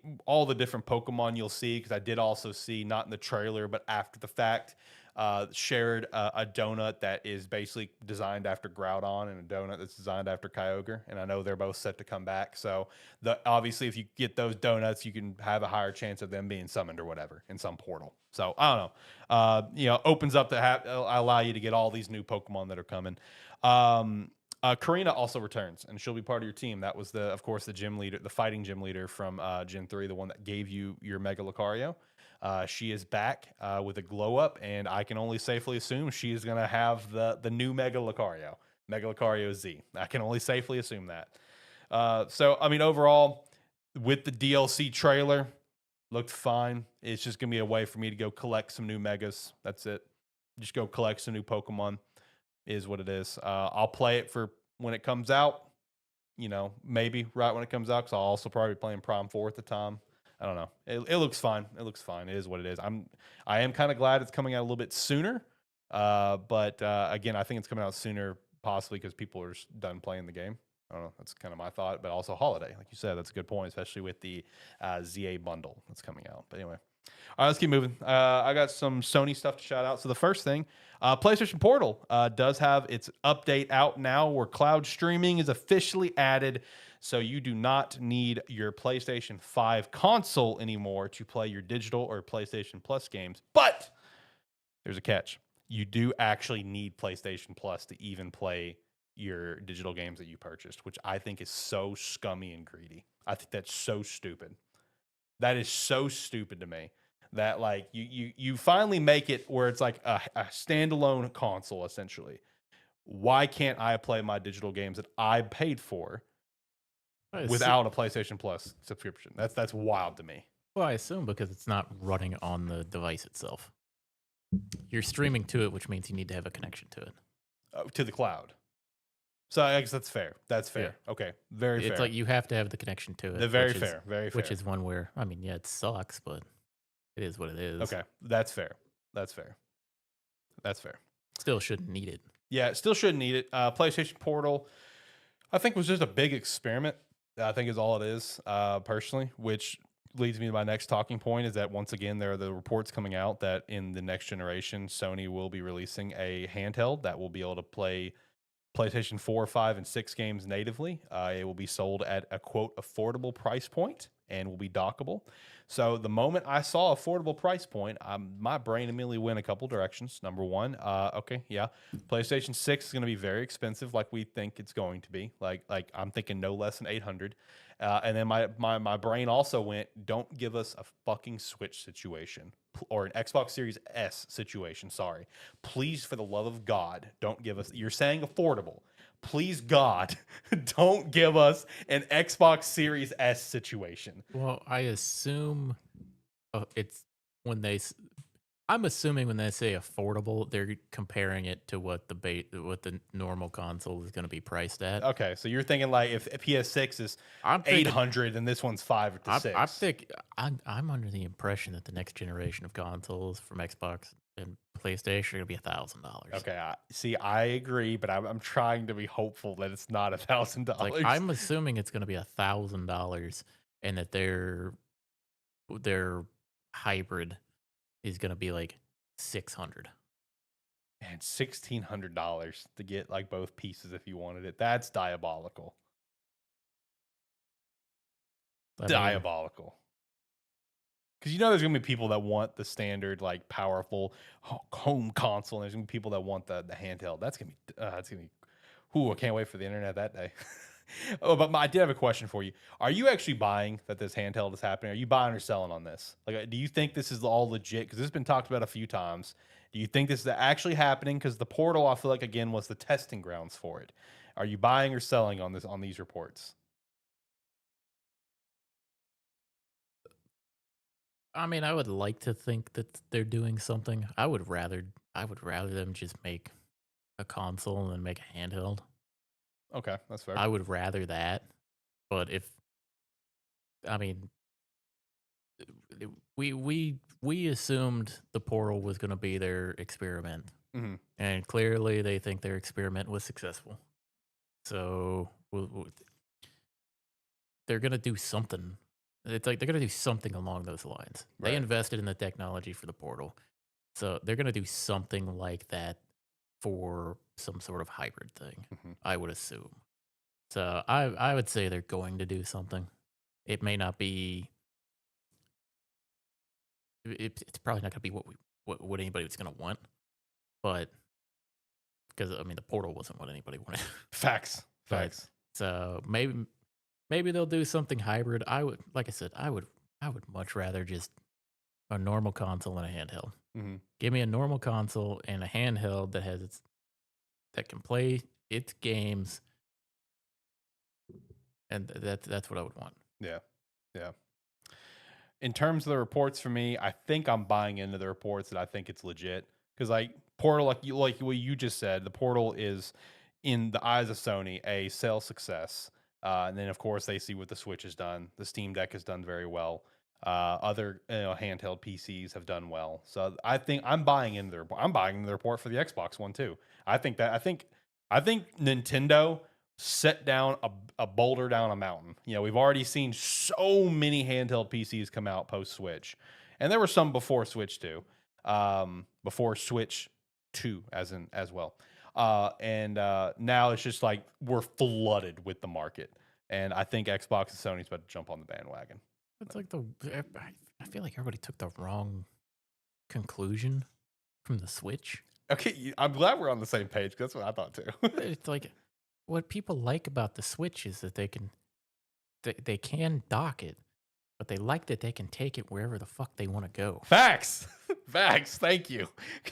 And it's like the Switch was so successful that Nintendo went, well, we don't need a handheld anymore. We have the Switch that people are gonna take instead of their 3DS anyway, or their DS. Like they can just take their Switch with them. So we're gonna go all in on that. And everybody else looks at it and goes, ah, hybrid. Yeah. That's what people want. No, we want to be able to take our games with us. Yep. Like that's what we want to be able to do. Yeah. Oh, you know how you can do that? Fucking handheld. Right. Give me a handheld. Yeah. No, Nintendo's done it right. Steam has done it right as well. And there are some others that are fine, but you know, again, they're all just handheld Yeah. PCs. They're Yeah, not consoles. Yeah, you know why the Steam Deck is great? Is because people have their Steam library and they want to be able to play it wherever they are. Yeah. And it's a very great price point. If you just get the lowest memory one, which obviously we'd all want more memory, its price point is so nice. But yeah, It's like on sale at times for like $290 or some shit. but It's yeah, crazy. It's one where it's weird that all the big companies look at the Switch and go, everybody likes the hybrid version of the console. That's what we need to invest in. It's like, no, we like, and they look at Steam Deck and go, like Handheld PC. It's like handheld PC. Yeah, that's what people want. It's like, no, we want play. Fucking fuck you, Xbox. Play anywhere is what we want. Fuck you, Xbox. I realized I was about to say play anywhere, which is what Xbox has been pushing. But it's like we want to be able to take our library with us wherever we go. That's why the Steam Deck is successful. That's why the Switch is successful. But like, yeah, give me a handheld PlayStation that I can access my library on, or that I can access something to play with it, and just let me have that. Right. I'll buy your normal console too, probably, but don't charge me $600 for a weird Switch clone. Just give me. It's like just give me what I want. Just what John wants. Give me what I want. Forget everyone else. No, it's like give me what I want, not what your investors want. Okay, so what the gamers want, and what John wants specifically. You want that too. I know I do. I Pu- love pu- hand. You're pinning it on me, and I'm you're not pinning it on you. You're over there like that sounds great. I'm not pinning it on you. It's just the way you worded it was funny. No, I feel you. I feel you. I miss the handheld consoles being a console. I miss that. So Yeah. I miss it. I get why they don't want to do it. I do too. Makes Yeah, it sense. sucks for them. Sucks for them. It's great for us. Yeah, it sucks for them because then it's like typically they have to have their own marketplace, their own development and everything Yeah. for the games for that. Yeah. So it's like, and I get that you can't sell it and be like, can't sell me a handheld that I can carry around in my pocket and tell me to play PS6 games. Right. Right. So it's like, but I would rather have a handheld. Yeah. I understand. Last Sony news that I had is that it was confirmed, which to no surprise, that Marvel and Insomniac Games confirmed to still be working together for many more years to come, which obviously just from the Spider-Man story of things, we have definitely a few more stories to tell with a full-scale 3, a possible Venom spinoff, honestly, a possible Miles Morales 2. So a lot of stories there, and then of course Wolverine. But then there was a lot of other leaked projects at one point that Insomniac may or may not still be working on at this point. But I mean, that's fine. Insomniac.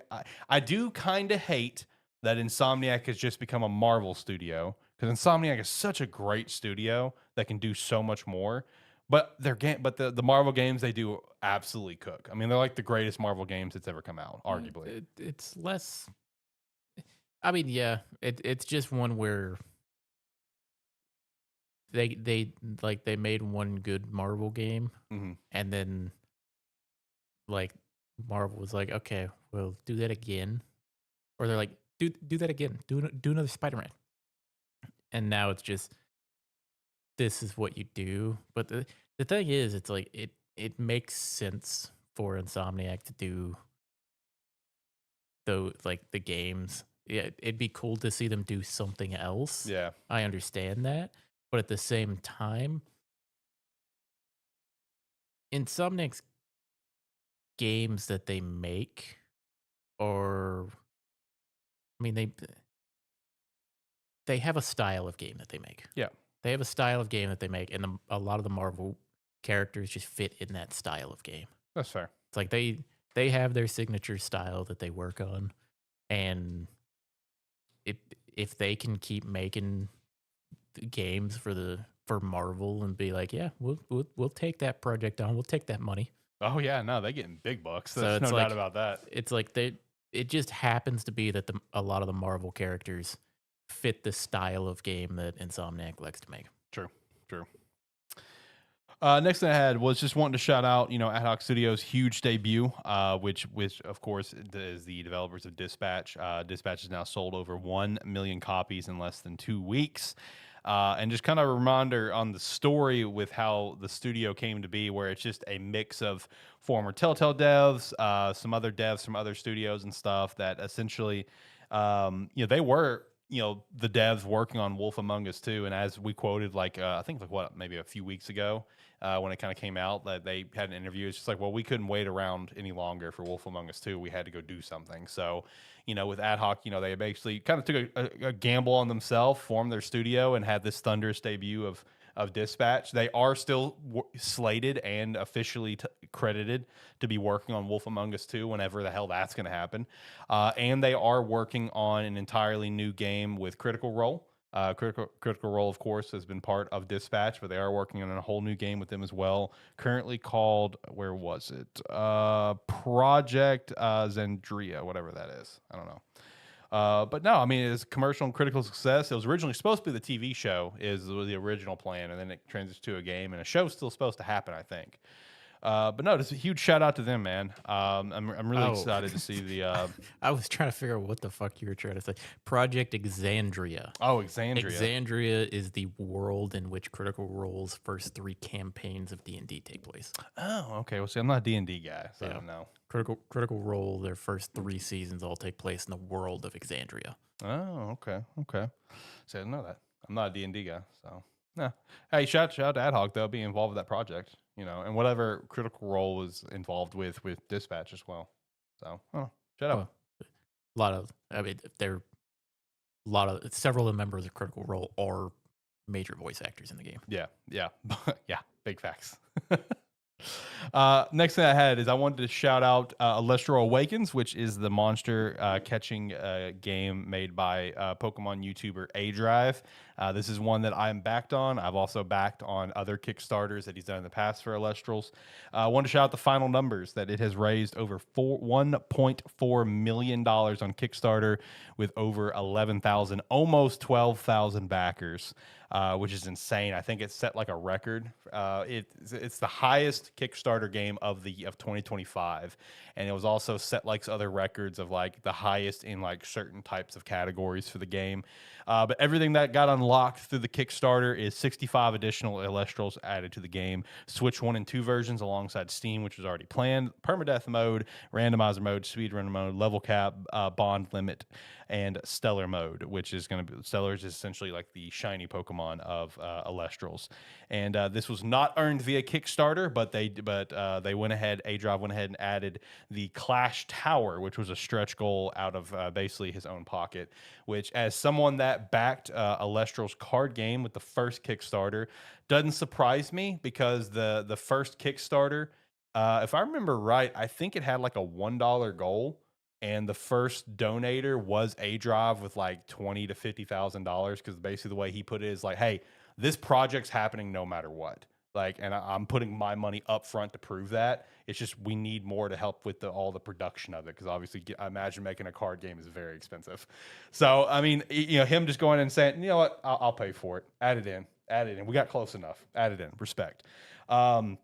Pre-alpha will be starting soon from his tweet that he put out, as well as there was also like 60 cards that were exclusive cards, which I did pay for the thing to get me all the cards just for collective sake. But if you're a fan of Pokemon and other monster catching games, definitely look at Elestrals Awaken for whenever the full release happens in like I think it's like at most 2 years away, probably less. But I don't know, huge success on Kickstarter, man. I even saw like other publications reporting on it. Like I saw like Game Rant reporting on it and a few others. So I don't know, big shout out. The game looks really cool.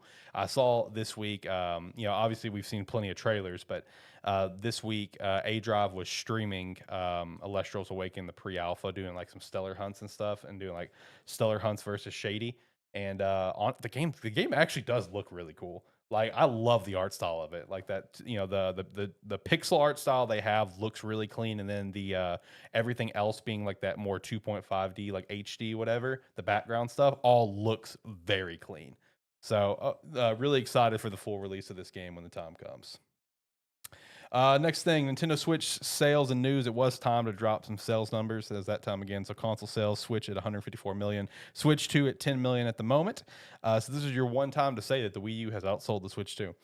For game sales, Mario Kart World at 9.57 million, Donkey Kong Bonanza at 3.49. Top 10 Switch games: Mario Kart 8 Deluxe, Animal Crossing New Horizons, Smash Ultimate Breath of the Wild, Mario Odyssey, Scarlet Violet, Sword and Shield, Tears of the Kingdom, Super Mario Party, and Mario Brothers U Deluxe. Interesting top 10. It's mostly like the last two. The last two are kind of interesting. Super Mario Party and Mario Brothers U Deluxe being in the top 10 is low-key really funny. Nintendo also announced that they will shift its primary development to Switch 2 and expand its business around the new platform. Obviously not surprising. Happened a little bit sooner than I thought, because I thought they were going to milk the hell out of the first Switch for at least a year and a half to 2 years. Well, yeah, that's what we talked about it last week. I was more on the side of it was gonna, at most was going to be a year. Yeah. So it is a little quicker, which I'm fine with. Yeah, Go ahead, let's do it. I mean, I'm usually a bigger fan of when we get the new cut ties. Yep, cut ties. I agree 1,000. I don't care how successful it is. Let's move on. I don't want the games to be impacted. Yeah, that's we've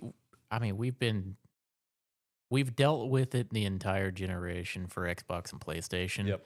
Somehow Nintendo is the one that's like, we're not wasting time. Yeah, they're the ones going, Switch had its run. Yeah. It's like we tried to make you the best-selling console of all time. Now we have to move on to the Switch 2. Yep.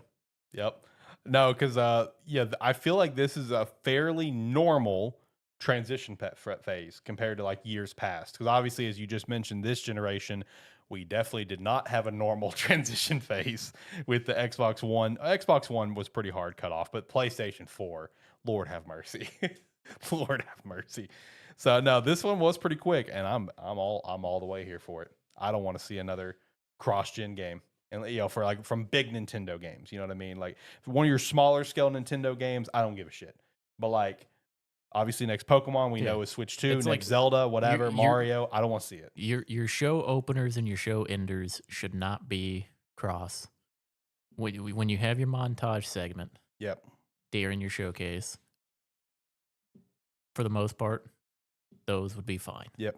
But like your big hitters, your ones you're going to open your showcase with or close your showcase with, should not be. Nope. No crosses at all.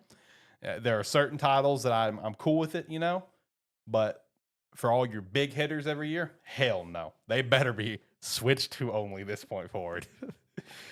All right, let's see. Next thing I had, Halo Infinite is getting its final content update this month, and this is 4 years into the supposed 10-year plan. And they also said multiple Halo projects in the works.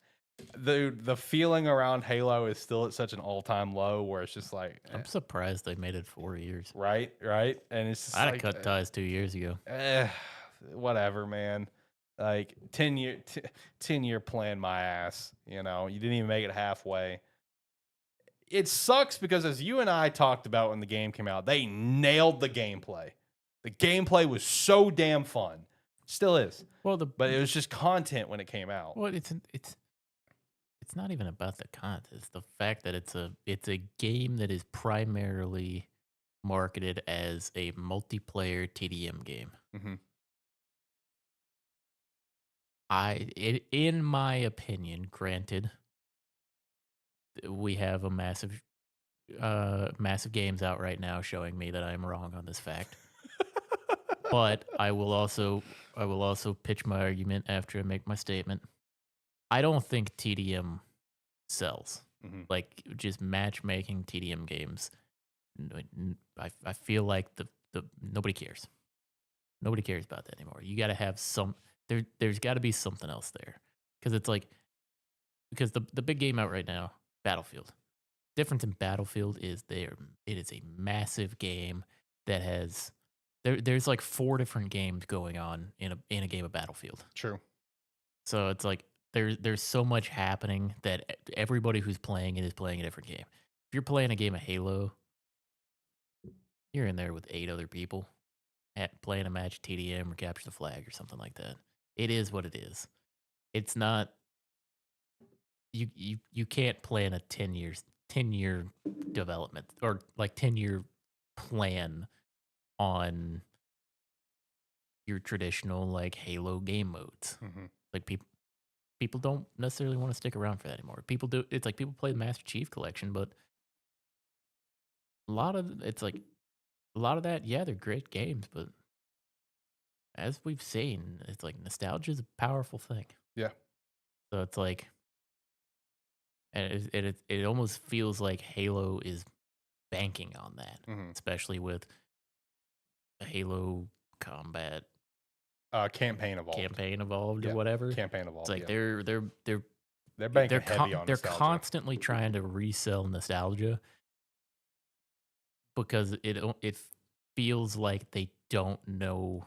They're like stuck in that 2013 or not even 2030, like 2010-ish mindset with Halo, and they don't know how to escape it. Mm-hmm. Because I gotta say it's hard. It is a rough task to bring Halo into 2026 or 2025, 2026. Keep the Halo feeling, but also keep people around for it. Right. Because I don't know about you, like, I mean, yeah, earlier this year, me and Zach really got into Fragpunk. The nice thing about Fragpunk is every round was different. Right. Because that was the nature of the game. Every round had a little bit of randomness to it. Yeah. I go in a match of Halo. It's like, yeah, when I was younger, I'd go in and I'd play thousands of games of Halo. I'd go in and play 1,000 games of SWAT and have just as much fun in every single one of them. Yep. If you ask me to go do that now, I wouldn't. Yeah. I'd play maybe 10, and then I'd wanna move on to something else. Hmm. But it's like I feel like a lot of people are that way now, Yeah. and because the difference is like Halo doesn't have that scale that something like Battlefield does, where it's an entire war happening every multiplayer game. Facts. It's not a large scale war taking place every game. Halo is just a match with like 8 people in it. Yeah. Yeah. I don't know how you bring that The forward. 2026. I don't know how you bring that forward and keep people around. Yeah. Whatever these multiple projects are, I hope they have something really unique up their sleeve. Because it's like, obviously, Halo means a lot to us. Like, I want to see it still, like, be great. I want to see it be Halo. But, like, you called the game, the OG game, Combat Evolved, and you did. You evolved Combat back in 2001 or whatever it came out. Well, it's time to do it again. Like, you gotta evolve, brother. Go back to your original title. You gotta evolve. Like, you know what I mean? We gotta change. We gotta, they changed up the campaign formula, and it's actually pretty sweet with an infinite. But then they abandon it halfway through, apparently, and it goes back to trademark Halo, which is still fine. Yeah. But that's the problem. Hear the word I just said. It's fine. It's not like it's like, oh, this is amazing. It's fine. It's like you gotta evolve, brother. You gotta evolve. Yeah. I mean, we could sit here and say it. It's hard to even give suggestions on it because it's like at the end of the day, there's like 7-ish Halo games. Yeah, like 8-ish like if you count the spinoffs, 9-ish if you count the spinoffs, I guess. Well, I'm talking like just mainline. traditional Halo campaign style games. Would you count ODST? Yeah. Okay, then like 8. Yeah, It's so like the trilogy, Reach, and ODST. Yeah, so it's like you have that. It's like you have all of those games, but in all those games, you're Master Chief or an ODST fighting Covenant or Brutes. Yep. Or the Forsaken, the Banished, whatever they're called. I don't know. or it's like that, but it's like at the end of the day, in most of those games, you're fighting Covenant and Brutes. Yeah. Besides like Halo 4 and 5, where it's just weird. Yeah, Halo 5 was definitely the weirdest one of them all. But it's like you have that. It's like it's hard. It's like what are you gonna do? Because if it's Halo, you gotta be fighting Covenant. Yeah.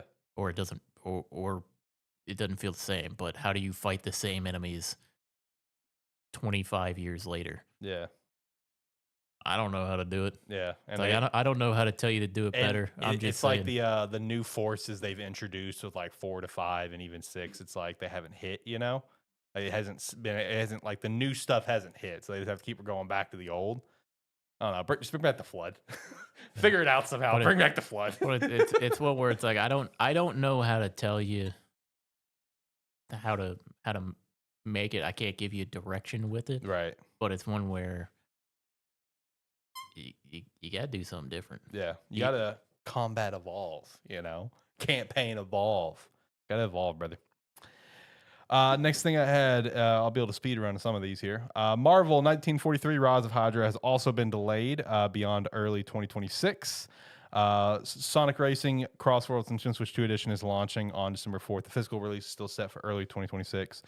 Mafia: The Old Country apparently beat internal expectations, says Take-Two. Also further saying that story narrative driven, short linear games can definitely be successful if done correctly. But on the opposite side of the coin of a game that did not apparently hit expectations, apparently Borderlands 4 did not meet expectations, according to EA. I will say this is kind of unfortunate because from everything I've heard and seen of Borderlands 4, players love it. Yeah. Players love it. Yeah. I'm wondering how many people did what I did. Right. Where this is one of the few times I've decided to vote with my wallet. Right. Where I just couldn't. I took exception to old Randy and his machinations over the Borderlands 4 release and everything. And as good as the game looks, and as much as I wanted to actually cave and buy it, I decided, you know what, this time I'm actually going to vote with my wallet. Yeah. And I'm not going to buy the game. I'm wondering how many people did that. Yeah. No, I am too. In terms of it not meeting expectations, I don't know how high or low. it was the EA, the spokesperson or CEO, whoever said it, I don't remember, just said that it was it was quote like softly, like it just softly did not meet the expectation. It was just it did not hit where they thought it would hit. Which no matter how you want to slice it, that means it didn't meet expectations. Yeah. So like me saying it didn't meet expectation, I'm not saying it sold ungodly under. The bottom line, it didn't meet their expectations. They wanted to hit a number and they didn't hit the number. Bingo. It doesn't matter how close they are to it; they didn't hit it. But no, I mean, I obviously not a Borderlands guy, never have been, but I've seen the same thing that you've seen, where everyone is loving it. But it looks incredibly fun. But I think it's the Randy thing. I think people are pissed at Randy. It's like I'm not necessarily pissed at him. It's just one where I've said my piece on Randy. Really, it was just one where like I said when he started the whole bit of it, I was like, it made me not want to buy the game, and ultimately that was my decision. Yeah. Next thing I've got is a Cyberpunk creator is wanting Keanu to play Johnny again, and Keanu has also previously said that he wanted to as well. Make it happen. Whatever you got to do, make it happen. Why is this news? We've known all of this for years. Another piece of news out of that, though, is that the creator also wants to try to get Scarlett Johansson in the property somehow, like in the next game or whatever. So, I don't know. We'll see. Before I get to this dumb shit here, I in talking about delays, forgot to just shout this out with the GTA thing. Shout out to Devolver Digital. They also confirmed they delayed whatever new game they have in the works from May to November 19th, 2026, saying once again, you cannot escape us. There, though, because like it's just the ongoing joke of the gaming industry. Everyone wants to clear the way of GTA 6, and Devolver's like, bring it. I don't remember. Is this a specific game that is? Because Devolver is a publisher And a developer. Are they actually developing a game for this, or are they? Yeah, no. Apparently, they've got a game ready to go. I was gonna say, are they developing a game, or are they publishing a game? Because if they're developing a game, it's fine to have your fun. If they're publishing a game, no, it's theirs. I was gonna say, if they were publishing a game and doing this is fucked up. That's fucked up. You're not facts. If they're no, it's their game. It's their game. If it's a developed by Devolver Digital game and they're just wanting to have fun with it, more power to you. I love it. Love that energy. But no, it's theirs. I was gonna say it better be, because otherwise I'd be sitting there going, "What the fuck are you doing?" Right? You're sending it out to die. It's not even that. It's just like that'd just be disrespectful. Facts. All right. Next thing I've got. This is so stupid. Why are we talking about this? Because it's so funny. I mean, you say so. All right. So SouljaBoy is now selling what is called the Soulja Game Flip on his website. He has sold some other game consoles before, like emulation consoles that are dog shit.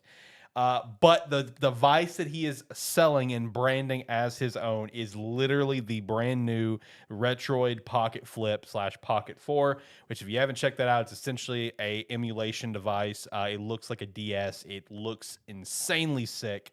And dude, even in the photos for this Soulja Game Flip that you scroll through, the last photo on the listing, unless it's been taken down, is a photo of, I assume, him holding the box that the Soulja Game Flip will come in with, a white sticker on the side of the box saying Soulja Game Flip. But if you look at the fucking box, it still has the nice engraved printing on the front of the box saying Retroid. Because it's literally their product. Retroid already jumped on it very quickly and said, yeah, he doesn't have permission to do this. There is no partnership. He is literally reselling our exact product as his own. We're taking legal action. So this is the dumbest shit in the world, but I wanted to shout it out because it just, the photo is what got me. The photo is what got me, of where the box literally still says Retroid on the front of it. That, if it wasn't for that photo, we probably wouldn't have shouted this out. But that photo alone is what did it for me. Where it's like, you cannot be this fucking stupid. Anyway, yesterday was In7 Day. Shout out to that. Not a lot going on, though. Mike Gamble just said they're still working on the game. Everyone's all in, worked on it. We're not doing anything else. Kind of, I feel like, sent some shots in a way of where it's like, this is the only thing we're doing right now. I kind of felt some shots being taken. The TV show apparently won't focus on the trilogy. Instead of focus on post-trilogy. Hey, whatever. The trilogy is a masterpiece. If you try to do a show or a movie after it, you might fuck it up. So whatever, more content. They also had like some art for like Krogan Civil War, and I want to shout out because Mike Gamble said everything that's been shown on in 7 days will all tie together. So that will tie together somehow. And there's also a new tally figure. So that's it. That was in 7 Day this year. I was really hoping and praying for Legendary Edition on Switch 2. Didn't get it. Is what it is. But happy in 7 Day. You got anything else? I assume no. All right, Gamestetic Game of the Week. I'll make this one quick. I'm probably hitting a very small portion of gamer audience with this one because it's like it's not everyone's cup of tea, but it got an update recently. It's a game that whenever I get on the game, I can't help it. I just play it for like hours on end for about a week, and I stop playing it again for a while. I'm actually going to shout out a mobile game. I'm going to shout out Retro Bowl and Retro Bowl College. It is sports games for professional and college football. It's pixelated game on your phone. It is honestly so addictive and fun because the gameplay loop is so simple and so quick, where it's like quarters are like, I think only like 2 to 3 minutes or whatever. The gameplay is a consistent loop. It can actually be very difficult if you go for a higher difficulty. And the game is essentially fully customizable, especially the college one, which is the one that I play, Retro Bowl College, where it all has, obviously just due to licensing, they don't have the normal colleges in there. Instead, you'll notice that like certain colleges are named after like the city that they're in versus the actual name of the school. So you can go through if you want and rename every single college, every single conference, change uniform colors to match everything to real life. And also, if you have an iPhone and you play on Apple Arcade, you can also hit up Retro Bowl, where it has an official partnership with the NFL that has the actual NFL teams plus players. So if you have Apple Arcade, you can play it there. But it's just a lot of fun. You can get on your phone, and if you're a college football fan, you can kill an easy hour or two just playing this because of how quick it is. You can get through an entire season in one sitting. The recruiting is a lot of fun. Managing your team for college is a lot of fun, where you get different points of, hey, this player went out to a party and the cops were called and this happened and this happened. What do you want to do? So it's like, it's those little scenario things of things that actually happen, and obviously in college that just kind of add to it. It's like, oh, hey, you have this, special event going on in town, whatever. Your players want to go do this. Like, what do you do? How do you want to praise the team after games? Do you want to take credit, praise your coordinators, praise your players, praise this, praise the fans? You can invest in the stadium upgrades and everything. It's for a little pixel mobile game. There's actually a lot of depth, and it's just a lot of fun to kill some time. It's a great time killer game. I've seen people talk about this game all the time that, hey, like, I'll play this game nonstop for a plane trip. I hop on the plane, hop on this, and the plane trip goes by in a heartbeat. It's one of those type of games. You know what I mean? It's nothing to write home about necessarily, but it's still one I wanted to shout for Gamestead Game of the Week, because I saw that the college one got an update with some new features for like conferences and stuff like that. So I'm going to hop on there probably as well. Probably play my hour or two and just enjoy some retro college football, because it's just a lot of fun, honestly. So I don't know, shout out to Retro Bowl and Retro Bowl College, which is definitely my favorite of the two. All right, let's hit the music and let's get out of here. All right, like, comment, subscribe, all that jazz. And if you like what you saw here with us, we do these live streams every Saturday about 6 p.m. Central Time, so you can come check us out then. Make sure to also check out the Patreon if you want to support us further. We'd appreciate your support, as well as Rogue Energy with the referral link down below. Promo code Sparky3 to get 10% off. Join the Discord, be a friend, tell a friend. Go to sparky3shop.com. I think that's it. We're going to head. This is a long show. Bye.